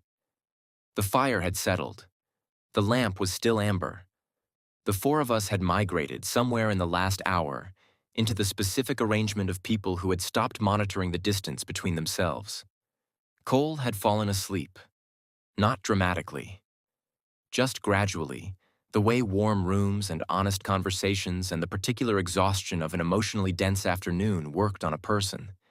His head had tipped sideways, and at some point his shoulder had made contact with my armrest, and then with my arm, and I had not moved away because it was warm and he was asleep, and it seemed unkind to disturb either of those things. Ryder had stretched out on the other end of the couch with one arm over his eyes, mine not asleep but doing the Ryder version of rest, which involved horizontal positioning and a jaw that had finally unclenched. Beckett was still in the armchair, still awake. I could tell without looking because his emotional signal had a specific quality when he was conscious, a low, steady attention, like a current that did not turn off. I was watching the fire when his phone lit up on the side table. He reached for it without urgency, read whatever was on the screen, and then went very still. Not the controlled stillness, the other kind. The kind that happened when the body received information the mind had not yet processed. I watched him from my peripheral vision. He read it again. I could tell by the small, almost imperceptible movement of his eyes tracking back to the top.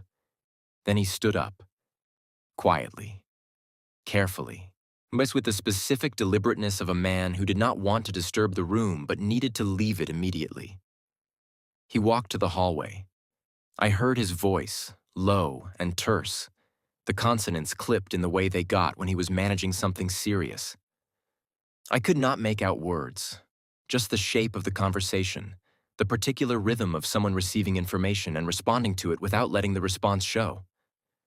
My power picked up the edge of his signal from the hallway. Cold. Sharp. The sealed door had slammed back shut. Whatever was on that phone had put every wall back up in under 30 seconds. I looked at Cole asleep against my arm. I looked at Ryder with his arm over his eyes. I looked at the hallway, and I waited. He came back 4 minutes later, and he stood in the doorway of the living room with the phone in his hand and an expression I had not seen from him before, which was remarkable given that I'd cataloged most of his expressions over 2 years of living in the same house. This one was new. Controlled on the surface, the way all his expressions were controlled. But underneath the control, something was pulling, taut and dangerous, like a wire wound too tight. He looked at me. Not at Ryder. Not at Cole. At me. "Wake them up," he said quietly. His voice was even. That was the thing that told me it was serious. Beckett's voice got quieter and more even as things got worse. It was a direct inversion of normal human behavior, and it had taken me 6 months to understand that the calmer he sounded, the more urgent the situation was. I touched Cole's arm. Like, hey. Cole surfaced quickly, the way people did when they had not been fully under.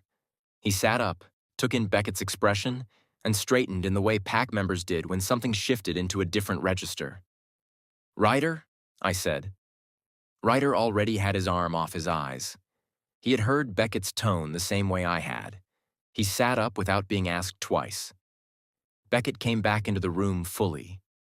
He did not sit. He stood in front of the fire with the phone held at his side and looked at all three of us with the expression of a man who was choosing the order of information carefully. "The Harmon contract file," he said. "The one that was accessed 3 days ago." Ryder straightened further. "What about it?" "I know who accessed it." Silence. "Who?" Cole asked. Beckett looked at me, and I felt it before he said it. Through the blown open door that had slammed shut, through all the rebuilt control, through the careful management of his expression, I felt the shape of what he was carrying. It was not just anger.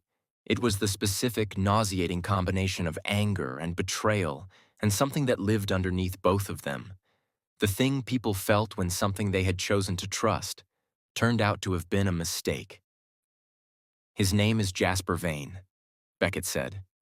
The fire popped. The rain tapped the window. My entire body went the specific temperature of a room where all the heat has just been removed. "He's not a stranger to this pack," Beckett continued, with the even voice of a man delivering a verdict. "He was bonded to a pack in Boston 3 years ago. He left under contested circumstances. There are 2 formal complaints filed against him with the New England Pack Registry for boundary violations and information theft. I did not move. He arrived in Hartford 4 days ago, Beckett said, the same day our file was accessed. Cole's hand was on the couch cushion, very still. Ryder was looking at me with an expression that had nothing aggressive in it, which was somehow worse than if it had. It was careful, watchful, the look of someone who understood exactly what this information was landing on. Elliot, Beckett said, quiet, even. Did he approach you today? The silence in the room was the loudest thing in the house. I thought about gray eyes and cedar and night rain. I thought about 11 empty chairs and the 1 occupied table. I thought about "you're not a stranger." He'd not exactly said with the calm certainty of a man who knew exactly what he meant. Yes, I said. The word landed in the room with the weight of something irretrievable. Ryder stood up. Not aggressively, just up, the way his body handled things too large to sit with. He moved to the window and stood with his back to the room, one hand on the frame, looking at the rain. Cole made a sound. Low, not words. The sound of someone absorbing something. Beckett looked at me steadily. What did he say to you? We talked, I said. My voice came out level because I was Elliot Caine, and I had spent 2 years maintaining composure in this house, and the muscle memory was apparently very well developed. For about 40 minutes, he said he was in Hartford looking for someone. He sat down at my table. He sat down at your table, Ryder said. Eyes to the window. There were 11 empty seats, I said. I said as much at the time. And you stayed and talked to him for 40 minutes. Ryder's voice was controlled in the way that things were controlled right before they stopped being controlled. He was interesting, I said. He paid attention. He talked to me like I was a person worth talking to, which, as we have extensively established today, was not an experience I had been having regularly at home. The silence following that was a different shape from all the previous silences. It had an edge. Ryder turned from the window. His jaw was tight, the live wire energy back at full frequency, but his eyes when they landed on mine were not angry. They were something worse. Something hurt, with anger borrowed to cover the hurt. Which was the most Ryder thing in the world, and also the thing that made him hardest to stay steady with. He used you, Ryder said. You don't know that, I said. The file? I don't know that I had anything to do with the file, I said. And neither do you. You know he was in Hartford the same day it was accessed. That is correlation. That is not a verdict. Elliot. Beckett's voice was careful. His record with the registry is information I did not have this morning, I said, when I sat across from a stranger who spoke to me like I mattered, which, again, was notable because of how the morning had started. The words landed. Cole flinched. Ryder looked away. Even Beckett, with all his control, absorbed that one somewhere visible. And I felt it the moment it left my mouth. The way the room shifted. Not because what I said was wrong, but because it was precisely, surgically right, and it cut in 2 directions at once. At Jasper, for what he might have done. And at them, for what they had done that made me vulnerable to a man in a coffee shop who had simply looked at me and paid attention. My power moved through me like a breath. Not out. Not pushing anything into the room. Just present. Feeling the grief and the anger and the guilt and the hurt circling the 4 of us like weather that did not know where to land.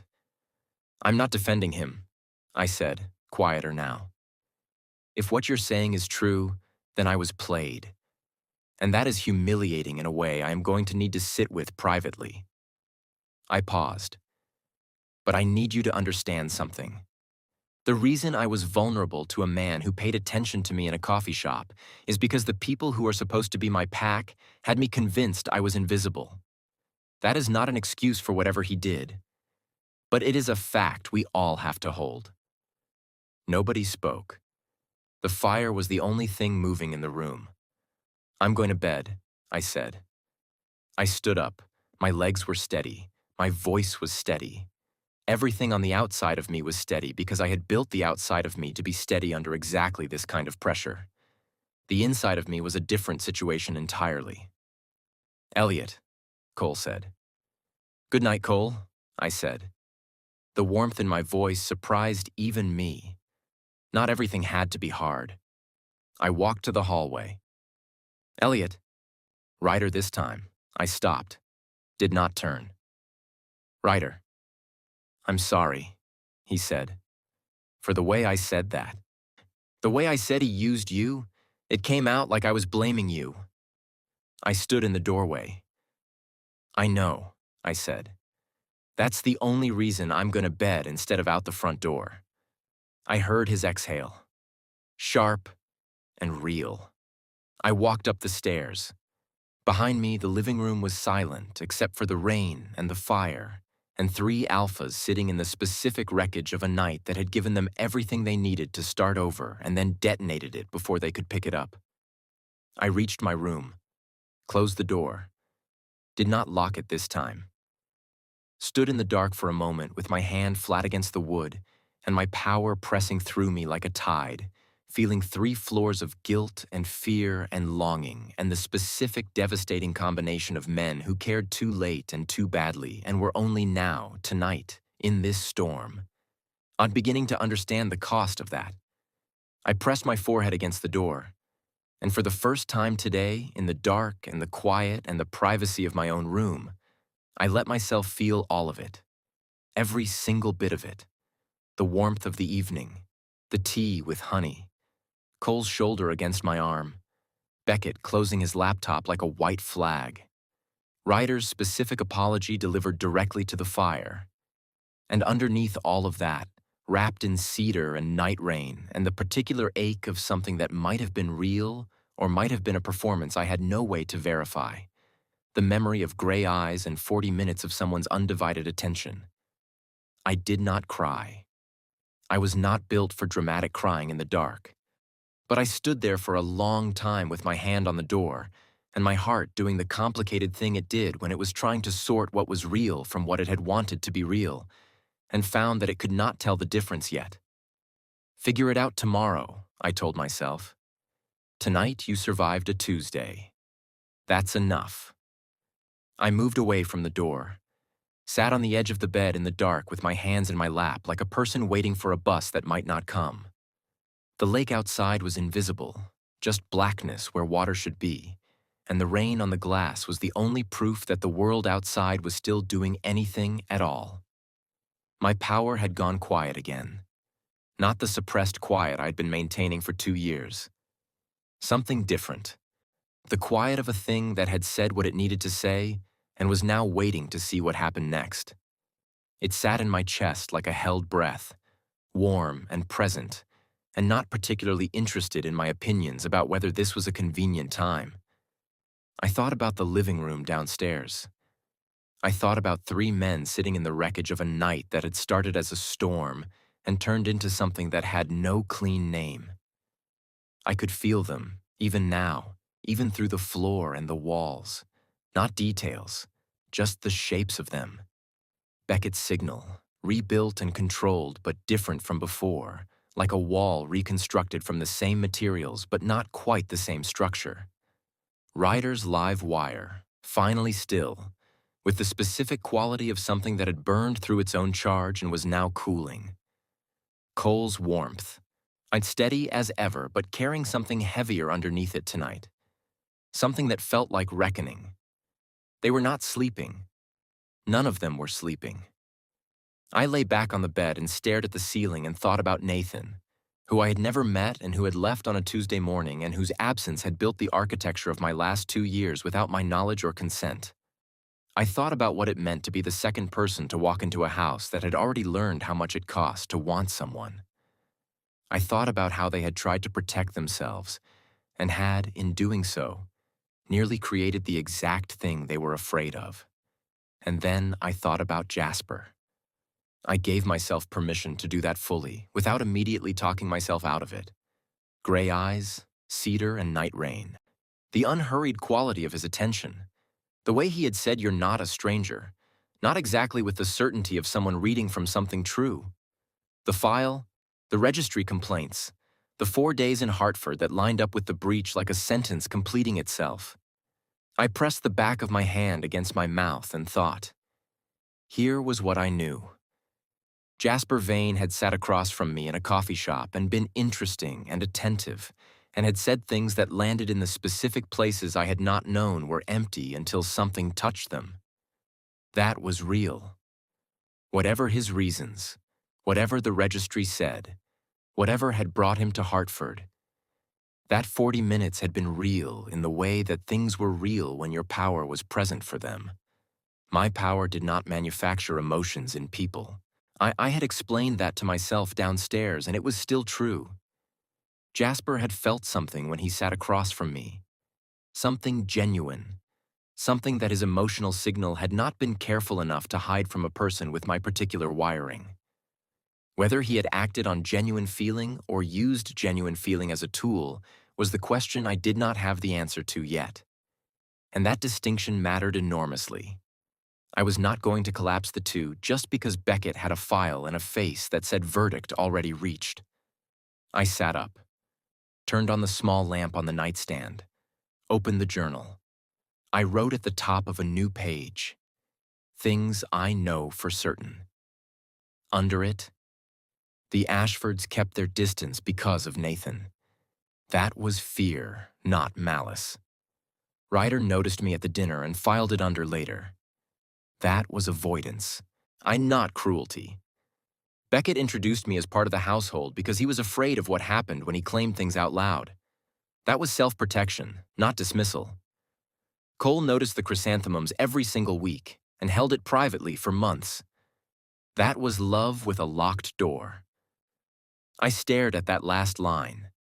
That was love with a locked door. I had written it without planning to, and now it was sitting on the page looking at me like it had been waiting to be said. I thought about my own power. The wall I had built. The thing I had been calling restraint for 2 years that was, if I was being honest with the same honesty I had been distributing to everyone else today. Not entirely different from what they had been doing. They had kept distance to protect themselves from losing me. And I had kept my power sealed to protect myself from knowing what they actually felt. We had all been standing on opposite sides of walls we had built out of the same material. Fear. I wrote that down too. Elliot Caine was also scared. Let the record reflect. Then I wrote, things I do not know. Under it. Whether Jasper Vane is dangerous. Whether what I felt from him was real or rehearsed. Whether the Ashfords are capable of being what they showed me tonight on a day that is not a Storm Trap Tuesday. Whether I am capable of letting them try. I underlined that last one. Because that was the one. That was the actual question underneath all the other questions. Not whether they deserved another chance. Not whether they were capable of change.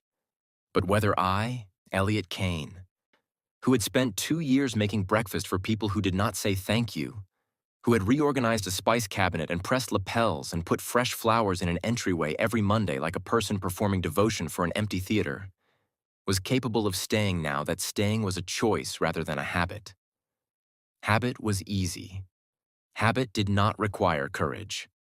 Staying because I chose it, because I had looked at all 3 of them with their cracked walls and their Nathan-shaped grief and their very human, very frustrating pattern of loving badly and decided they were worth the work.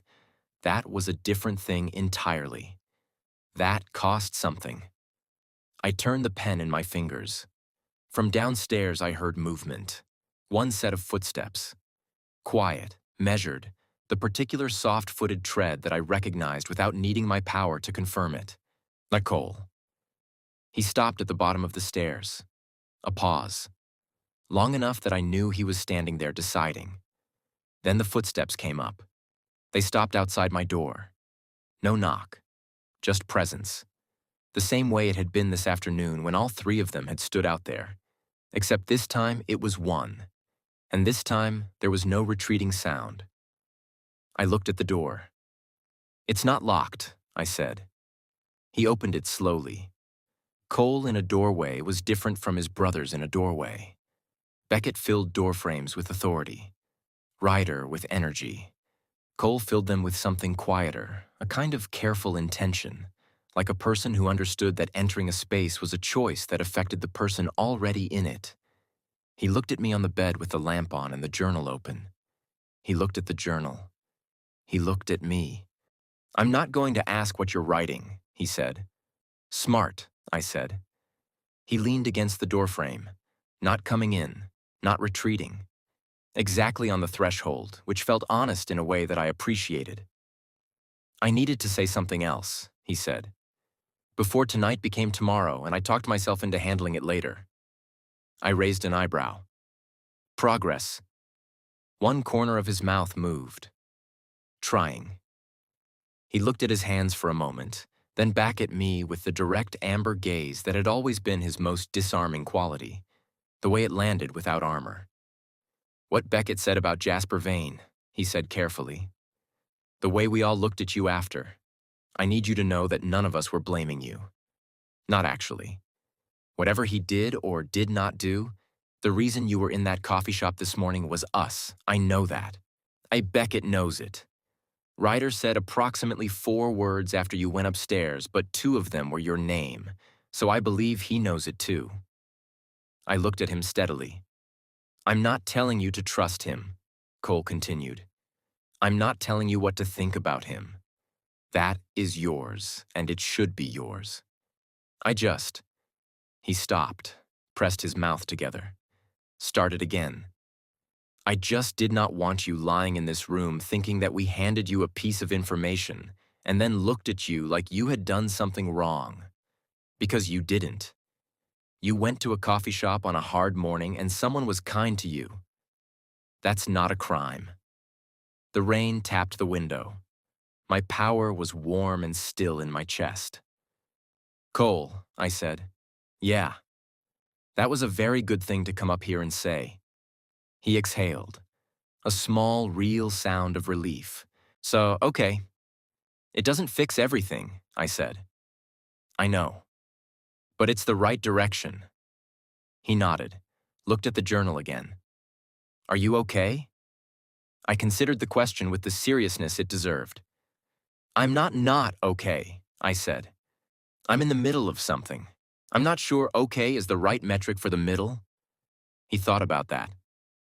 "Fair." He straightened from the doorframe, not leaving yet, just no longer leaning. "Can I ask you one thing?" I said. "Always. The distance, these 2 years. If Nathan had never happened, do you think it would have been different?" Cole was quiet for a long moment, the kind of quiet that meant he was answering honestly instead of kindly. "I think we would have been better," he said. "Not perfect. We are not naturally easy people, but better.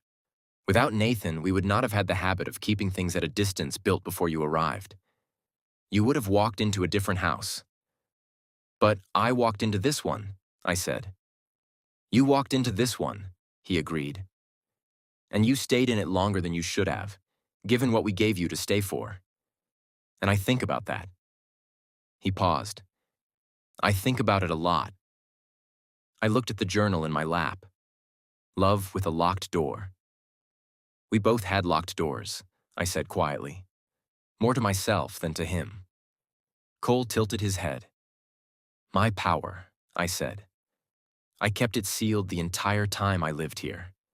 Partly to protect you, mostly to protect myself from knowing what was actually there, because knowing felt more dangerous than not knowing." Cole went very still. "And today," I said, "I started letting the walls down, not all the way, but enough." I looked up at him. And what I felt, Cole, underneath all the distance and the managed space and the Tuesday silences, what was actually there? I stopped. He was watching me with an expression I had no clean word for. "It was not nothing," I said. The silence that followed was the softest one of the entire day. Cole's hand found the doorframe again, not for support, just something to hold while he stood in the threshold of my room and looked at me with everything unlocked. "No," he said quietly. "It was not nothing." We stayed like that for a moment that had no interest in being hurried. Then he said, "Get some sleep, Elliot." "You too," I said. He pushed off the doorframe, pulled the door almost closed, left it the same way Beckett had left his study door, half open, which I was starting to understand was not an architectural choice, but a language. I turned off the lamp, lay back in the dark. My power settled in my chest like an exhale, warm and quiet, feeling the house around me. Beckett downstairs, signal rebuilt, but different. Ryder somewhere between the living room and sleep, still cooling. Cole in the hallway, moving toward his room with the quiet deliberateness of a man who had done the thing he came to do. I stared at the dark ceiling. Tomorrow, the Jasper question would still be there. The registry file would still exist. The 2 years of distance would not be resolved by one honest storm. But tonight, for the first time since I had folded the apron and walked out the kitchen door, I felt the weight of the house differently. Not like a place I was tolerated, oh, like a place that knew I was in it. That was not everything. But it was not nothing either. And Elliot Caine, as it turned out, knew exactly what to do with not nothing. He worked with it. The light came in soft. Not the gray October light from yesterday. Something cleaner. The particular pale gold that happened after a night of heavy rain when the sky had wrung itself out completely and had nothing left to do except be clear. I lay in it for a moment before I moved. The house was quiet in a different way from its usual quiet.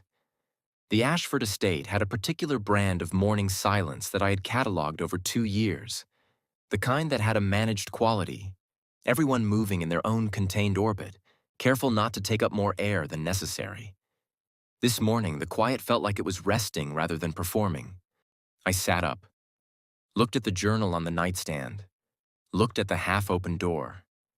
Then I got up, got dressed, and went downstairs. Ryder was making breakfast. I stopped at the bottom of the stairs. Ryder Ashford was standing at the kitchen island in a gray t-shirt with his hair still disordered from sleep, cracking eggs into the pan I usually used, with the focused concentration of a man attempting a task he was 90% sure he could handle and 8% convinced he was about to ruin. The other 2% was clearly dedicated to not burning the toast, which was already in and already slightly fragrant in the direction of concern. He had not heard me come down. I leaned against the doorframe and watched him for a moment. Watched him flip an egg with more force than necessary, catch it badly, swear under his breath, and then look at the pan with the specific expression of someone having a private negotiation with their own competence. "The trick," I said, "is lower heat." He turned fast, not startled exactly. More like a person who had been hoping for an audience and was pretending he had not been.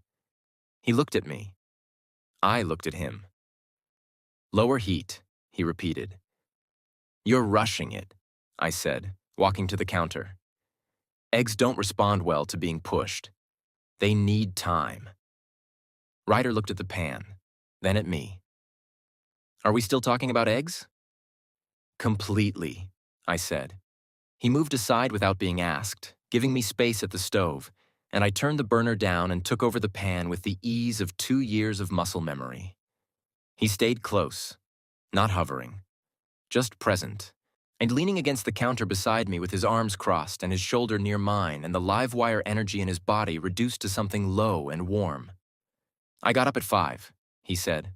"I know," I said. "I felt you pacing. A beat." "Your power."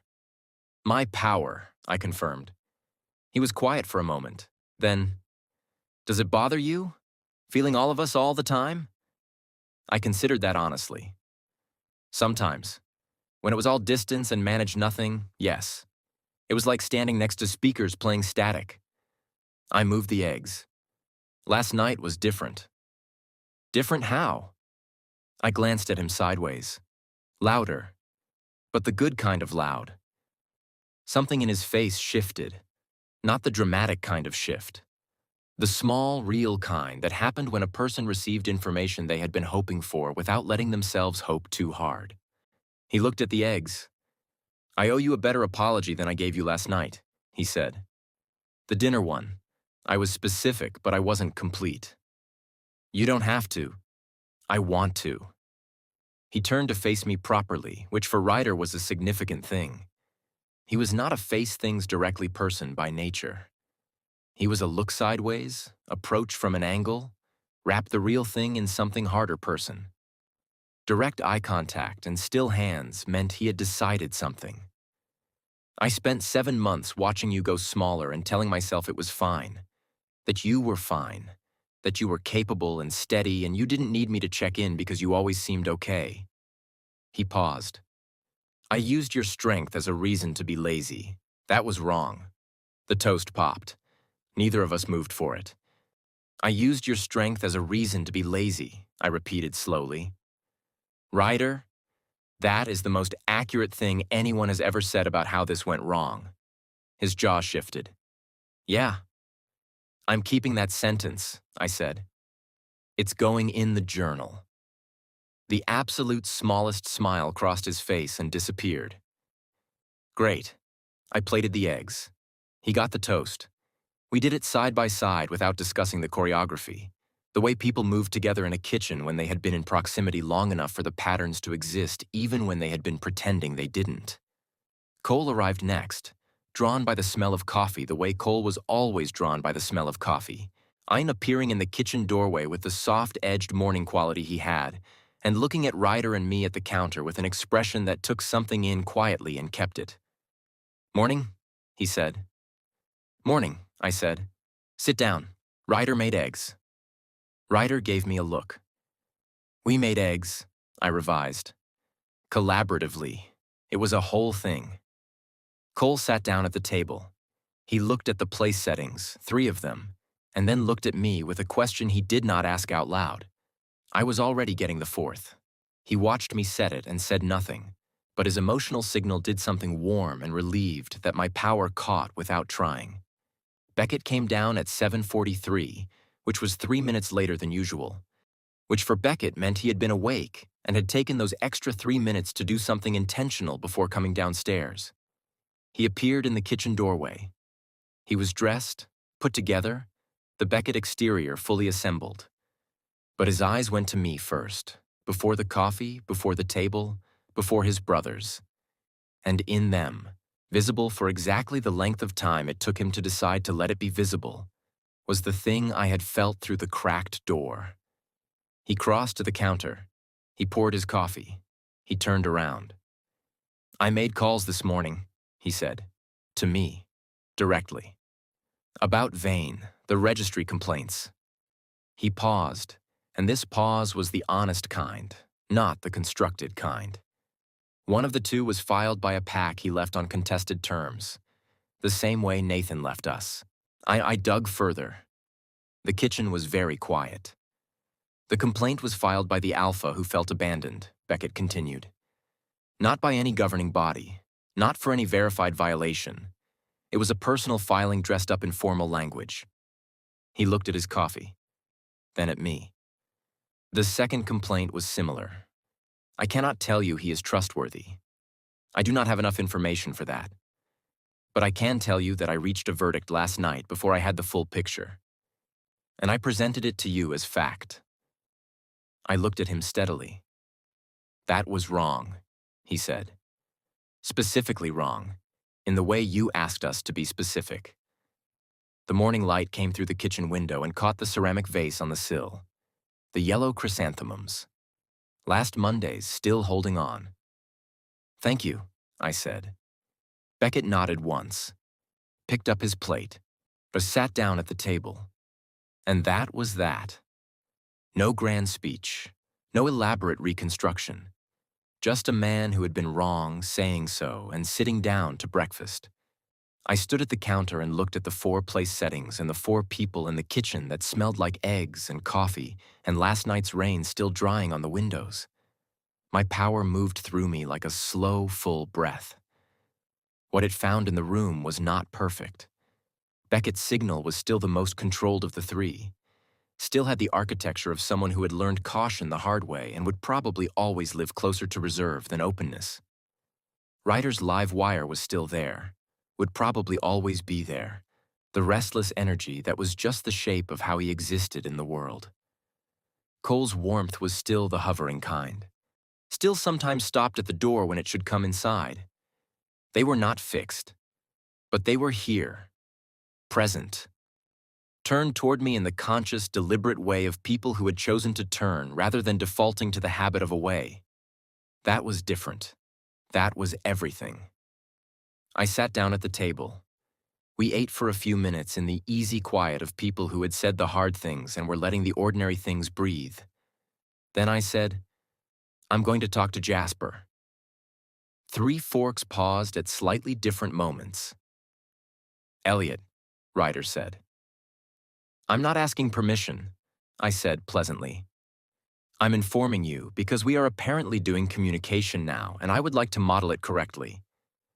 Cole made a sound that was definitely not a laugh that he converted at the last second into clearing his throat. Beckett set his fork down with the deliberateness of a man choosing his response carefully. "What do you expect to learn?" "Whether he approached me deliberately," I said. "Whether the timing was coincidence or strategy. Whether what I felt from him was real or rehearsed."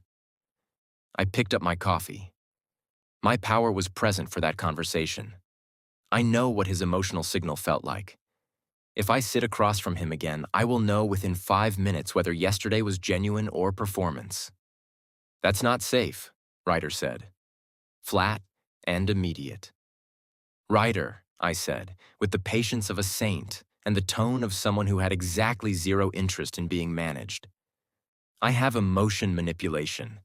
I can feel a lie forming before it becomes a word. I am probably the safest person in Hartford to have that conversation." Ryder looked at Beckett. Beckett looked at me for a long moment. "Take your phone," he said, "and take the meeting somewhere public." "Harbor grounds," I said. "Patrice will be there." "Patrice," Ryder repeated. "She knows my order," I said. "She's essentially pack adjacent at this point." Cole was definitely laughing now, quietly, into his coffee. Beckett almost smiled. It was brief and controlled, and it changed his entire face for the 2 seconds it existed. "Fine," he said. Jasper was already there when I arrived. He was at a different table this time, not the one by the window facing the parking lot. A corner table, back to the wall, facing the door. The table of someone who wanted to see what was coming. He saw me the moment I walked in. He did not look surprised. I walked to his table and sat down across from him without being invited, on which felt appropriate given the circumstances. Patrice appeared within 40 seconds. "The usual?" "Please," I said. Then to Jasper, "You look like you were expecting me." "I was hoping," he said. His voice was the same as yesterday, even unhurried. His emotional signal reached me immediately, and I let it, opening my walls just enough to read it clearly. What I found was not the performance of calm. It was actual calm, layered over something more complicated underneath. Not guilt, exactly. Something adjacent to it. The feeling of a person who had done something for reasons that made sense to them, and was now sitting with the possibility that the reasons were not sufficient. "Tell me why you're in Hartford," I said. He looked at me steadily. "I was going to." "I know. Tell me now." He wrapped his hands around his cup. I looked at them, then at me. "I left a pack in Boston 3 years ago," he said. "It was not clean. The Alpha filed a registry complaint that was personal rather than legitimate. I have been dealing with the professional aftermath since." He paused. "I came to Hartford because someone in this territory has been accessing financial data from my former PAC's business networks. Businesses connected to the Ashford Group." I went still. "I was not sent here to target your PAC," he said. "I came because the breach was running in both directions. Whoever accessed the Ashford file also accessed mine. I was following the same thread from the other end. My power was reading him the entire time he spoke. Clean. The emotion behind every sentence matched the sentence. No performance, no strategic layer sitting over the truth. He was telling the truth. You sat down at my table, I said. Yes. On purpose. Yes. He held my gaze. I recognized your scent. You are bonded to the Ashford pack. I thought you might be a way in, a contact. He paused. And then I sat down and talked to you for 40 minutes, and somewhere in there, the original reason stopped being the main reason. I looked at him. That is, I said, genuinely complicated. I know, he said. You approached me with an agenda. I did. And then the agenda became secondary. Yes. I need you to understand, I said carefully, that I am a person who just spent 2 years being treated as a means to an end by people who were supposed to choose me. So, the concept of being approached with an agenda, even one that softened into something genuine, it is not a small thing to me. Jasper was quiet for a long moment. I understand that, he said. Not defensively, not with explanation, just receiving it and holding it the way a person did when they recognized they had caused something. I am not the threat to your pack, he said quietly. I want to help find whoever is, and I would like, if it is possible after everything I've just told you, to do that in a way that does not require pretending yesterday was only strategy. Patrice set my coffee down. I wrapped my hands around it.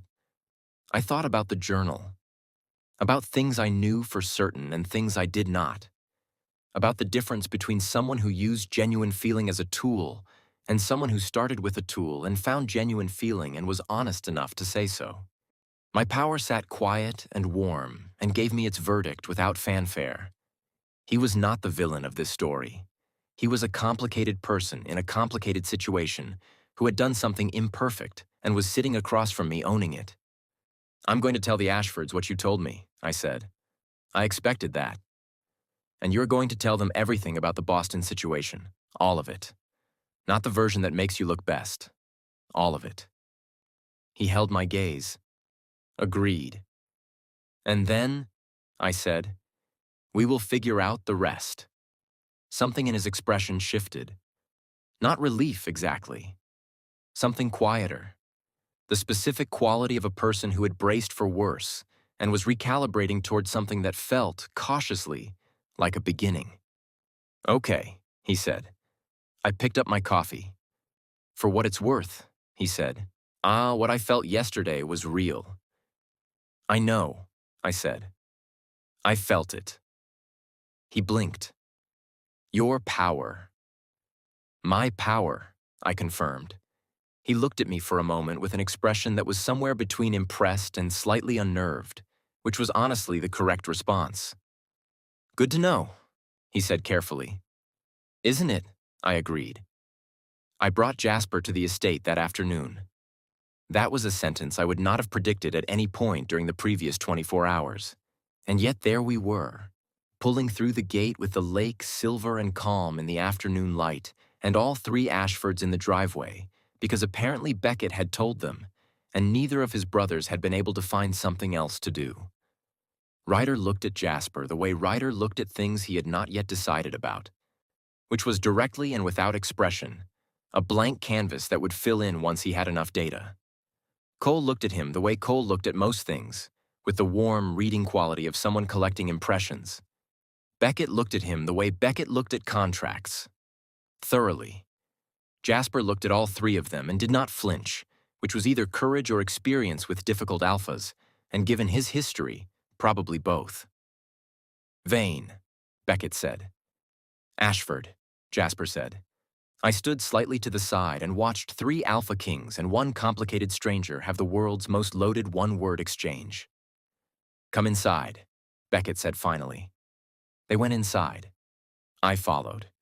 The conversation lasted 2 hours.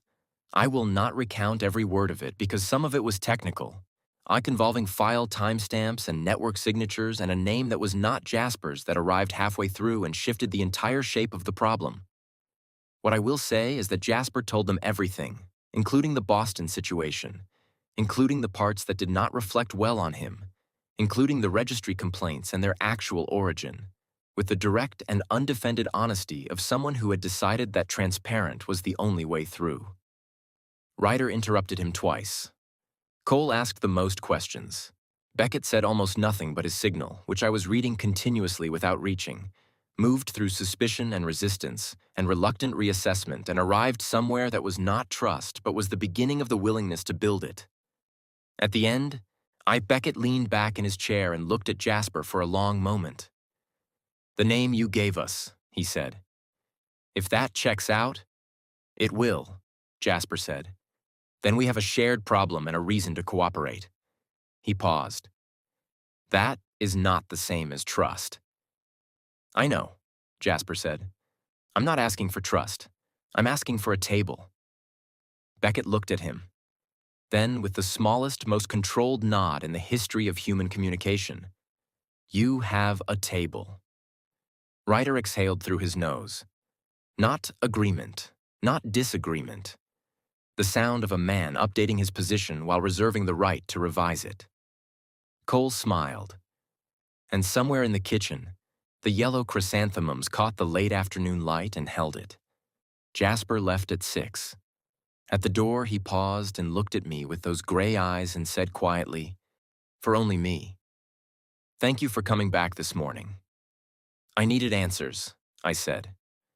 "I know," he said. "That's not what I'm thanking you for." He left. I closed the door and turned around and found all 3 of the Ashfords approximately 8 feet away looking at me with varying expressions of studied casualness that fooled no one. "Well," I said, "that was a day." "That was 2 days," Ryder said. "Contained within one Tuesday and its immediate aftermath," I agreed. I walked past them into the living room and sat in the armchair that had become mine over the course of the previous evening, and looked at the 3 of them arranging themselves in the room around me with the specific gravity of people who had something to say and were negotiating the order. Beckett sat across from me. Cole took the couch. Ryder sat on the floor. I back against the couch, which was where he had been last night, and which I was starting to understand was not laziness but preference. Ryder Ashford processed things better when he was grounded. I filed that away. I had been filing things away about all 3 of them for 2 years. It was nice to do it with the lights on. "We want to try again," Cole said. No preamble, no throat clearing. Just the sentence delivered with the directness of a man who had learned something about later. I looked at him. "All 3 of us," Beckett said. "Not the version of before. Something different. Something that acknowledges you are not furniture," Ryder said, to the middle distance, in the tone of a man who was being sincere and found sincerity physically uncomfortable but was doing it anyway. "And that we are not people who get to have feelings about who you talk to in coffee shops if we have not been showing up as your pack." I looked at Ryder for a moment. "That was a very evolved sentence," I said. "I've been working on it since 5 this morning," he said. "It shows," I said. "In the best way." He looked at the floor and the corner of his mouth moved. I looked at all 3 of them. In the amber light of the living room, in the house that smelled like cedar wood and last night's rain and this morning's eggs, with the lake going gold outside the window and 4-place settings still on the dining table from breakfast, I looked at the 3 men who had spent 2 years being afraid in exactly the wrong direction and had, in one compressed, storm-soaked, brutally honest Tuesday, started becoming something else. They were not perfect. They were going to be Beckett, sealed and careful, opening one layer at a time. They were going to be Ryder, honest in the roughest possible packaging, showing up at 5 in the morning to make eggs as an apology. They were going to be Cole, noticing everything and taking exactly 1 day too long to say it, but saying it. They were going to be exactly themselves. And I, Elliot Caine, with my emotion-reading power and my journal and my yellow chrysanthemums and my deeply inconvenient capacity to love people who were still figuring out how to love back, was going to be exactly myself, too. Not smaller, not sealed, not performing fine from inside a wall I had built to protect myself from knowing the truth. The truth was in the room. I let my power settle into it fully for the first time, without management or apology. What it found was enormous and warm and complicated and real. Not perfect love. Not the effortless kind that did not cost anything. The other kind. The kind that had been through something and was choosing, with full information and both eyes open, to stay. Okay, I said. Cole blinked. Okay? Okay, I said again. We try again, differently, with communication and specificity and absolutely no more dry cleaning texts after 10 at night. Agreed, Cole said immediately. And I will not introduce you as part of the household, Beckett said with the gravity of a man making a formal commitment. Ever again. Thank you, I said, and I will stop making breakfast for people who haven't asked for it and then feeling invisible when they don't notice. We can make breakfast together or take turns or outsource it entirely. I am flexible. I want to learn to make eggs properly, Ryder said, still to the middle distance. I'll teach you, I said. He looked up. Something in his face was so open and unguarded for a moment that it was almost hard to look at directly. Yeah, he said. Lower heat, I said, and patience. The same two things, it turns out, for most things worth doing. Ryder held my gaze. The live wire energy in his body was warm and still. Okay, he said quietly. The fire was not going tonight. The house was just warm on its own. The particular warmth of a space where the people in it had stopped working against each other. Cole leaned forward and put his elbows on his knees and looked at me with the direct amber gaze and the unlocked expression. I noticed you the first day, he said. I should have said that earlier. Not just the spice cabinet. You. The way you moved through the house like you were trying not to take up too much space. I wanted to tell you that you could take up more. He paused. I should have said it out loud instead of noticing it privately for 2 years. My power was warm and present, and not pressed against anything. You're saying it now, I said. I'm saying it now, he agreed. Beckett leaned back in his chair and looked at me with the amber eyes that had been sealed and were now in the quiet gold of the late afternoon. Something else. Something that had been behind the sealed door the whole time, patient and enormous, and waiting for the control to become unnecessary.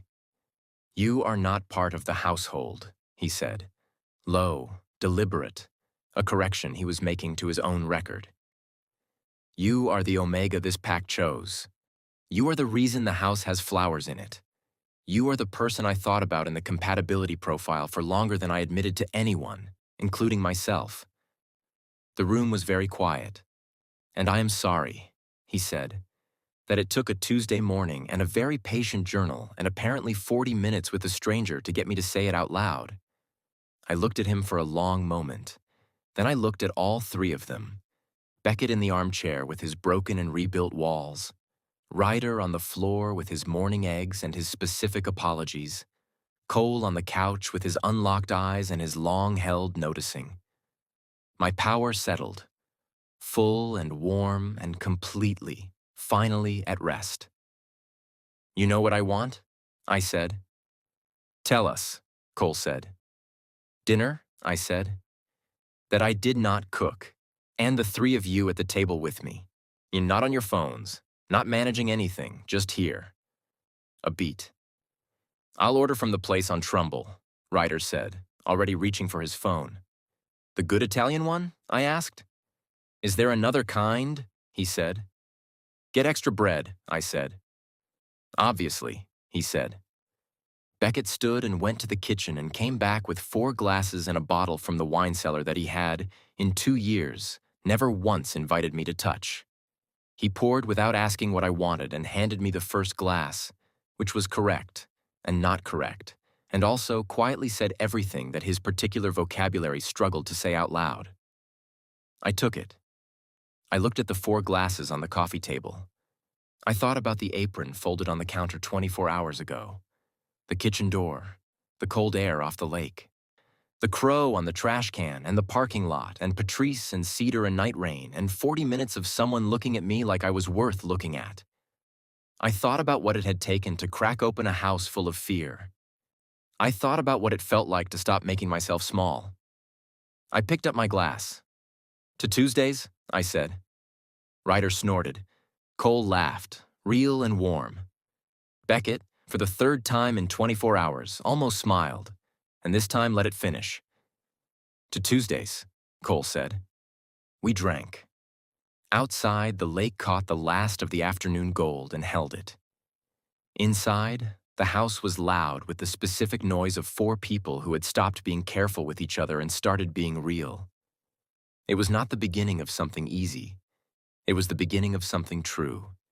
And Elliot Caine, who had walked out a kitchen door on a Tuesday morning with a folded apron and a journal and 2 years of yellow chrysanthemums nobody had mentioned, sat in his armchair in the warm light of a house that finally felt like it knew he was in it, and decided that true was better than easy every single time. He did not need to lock the door tonight. He did not need the wall.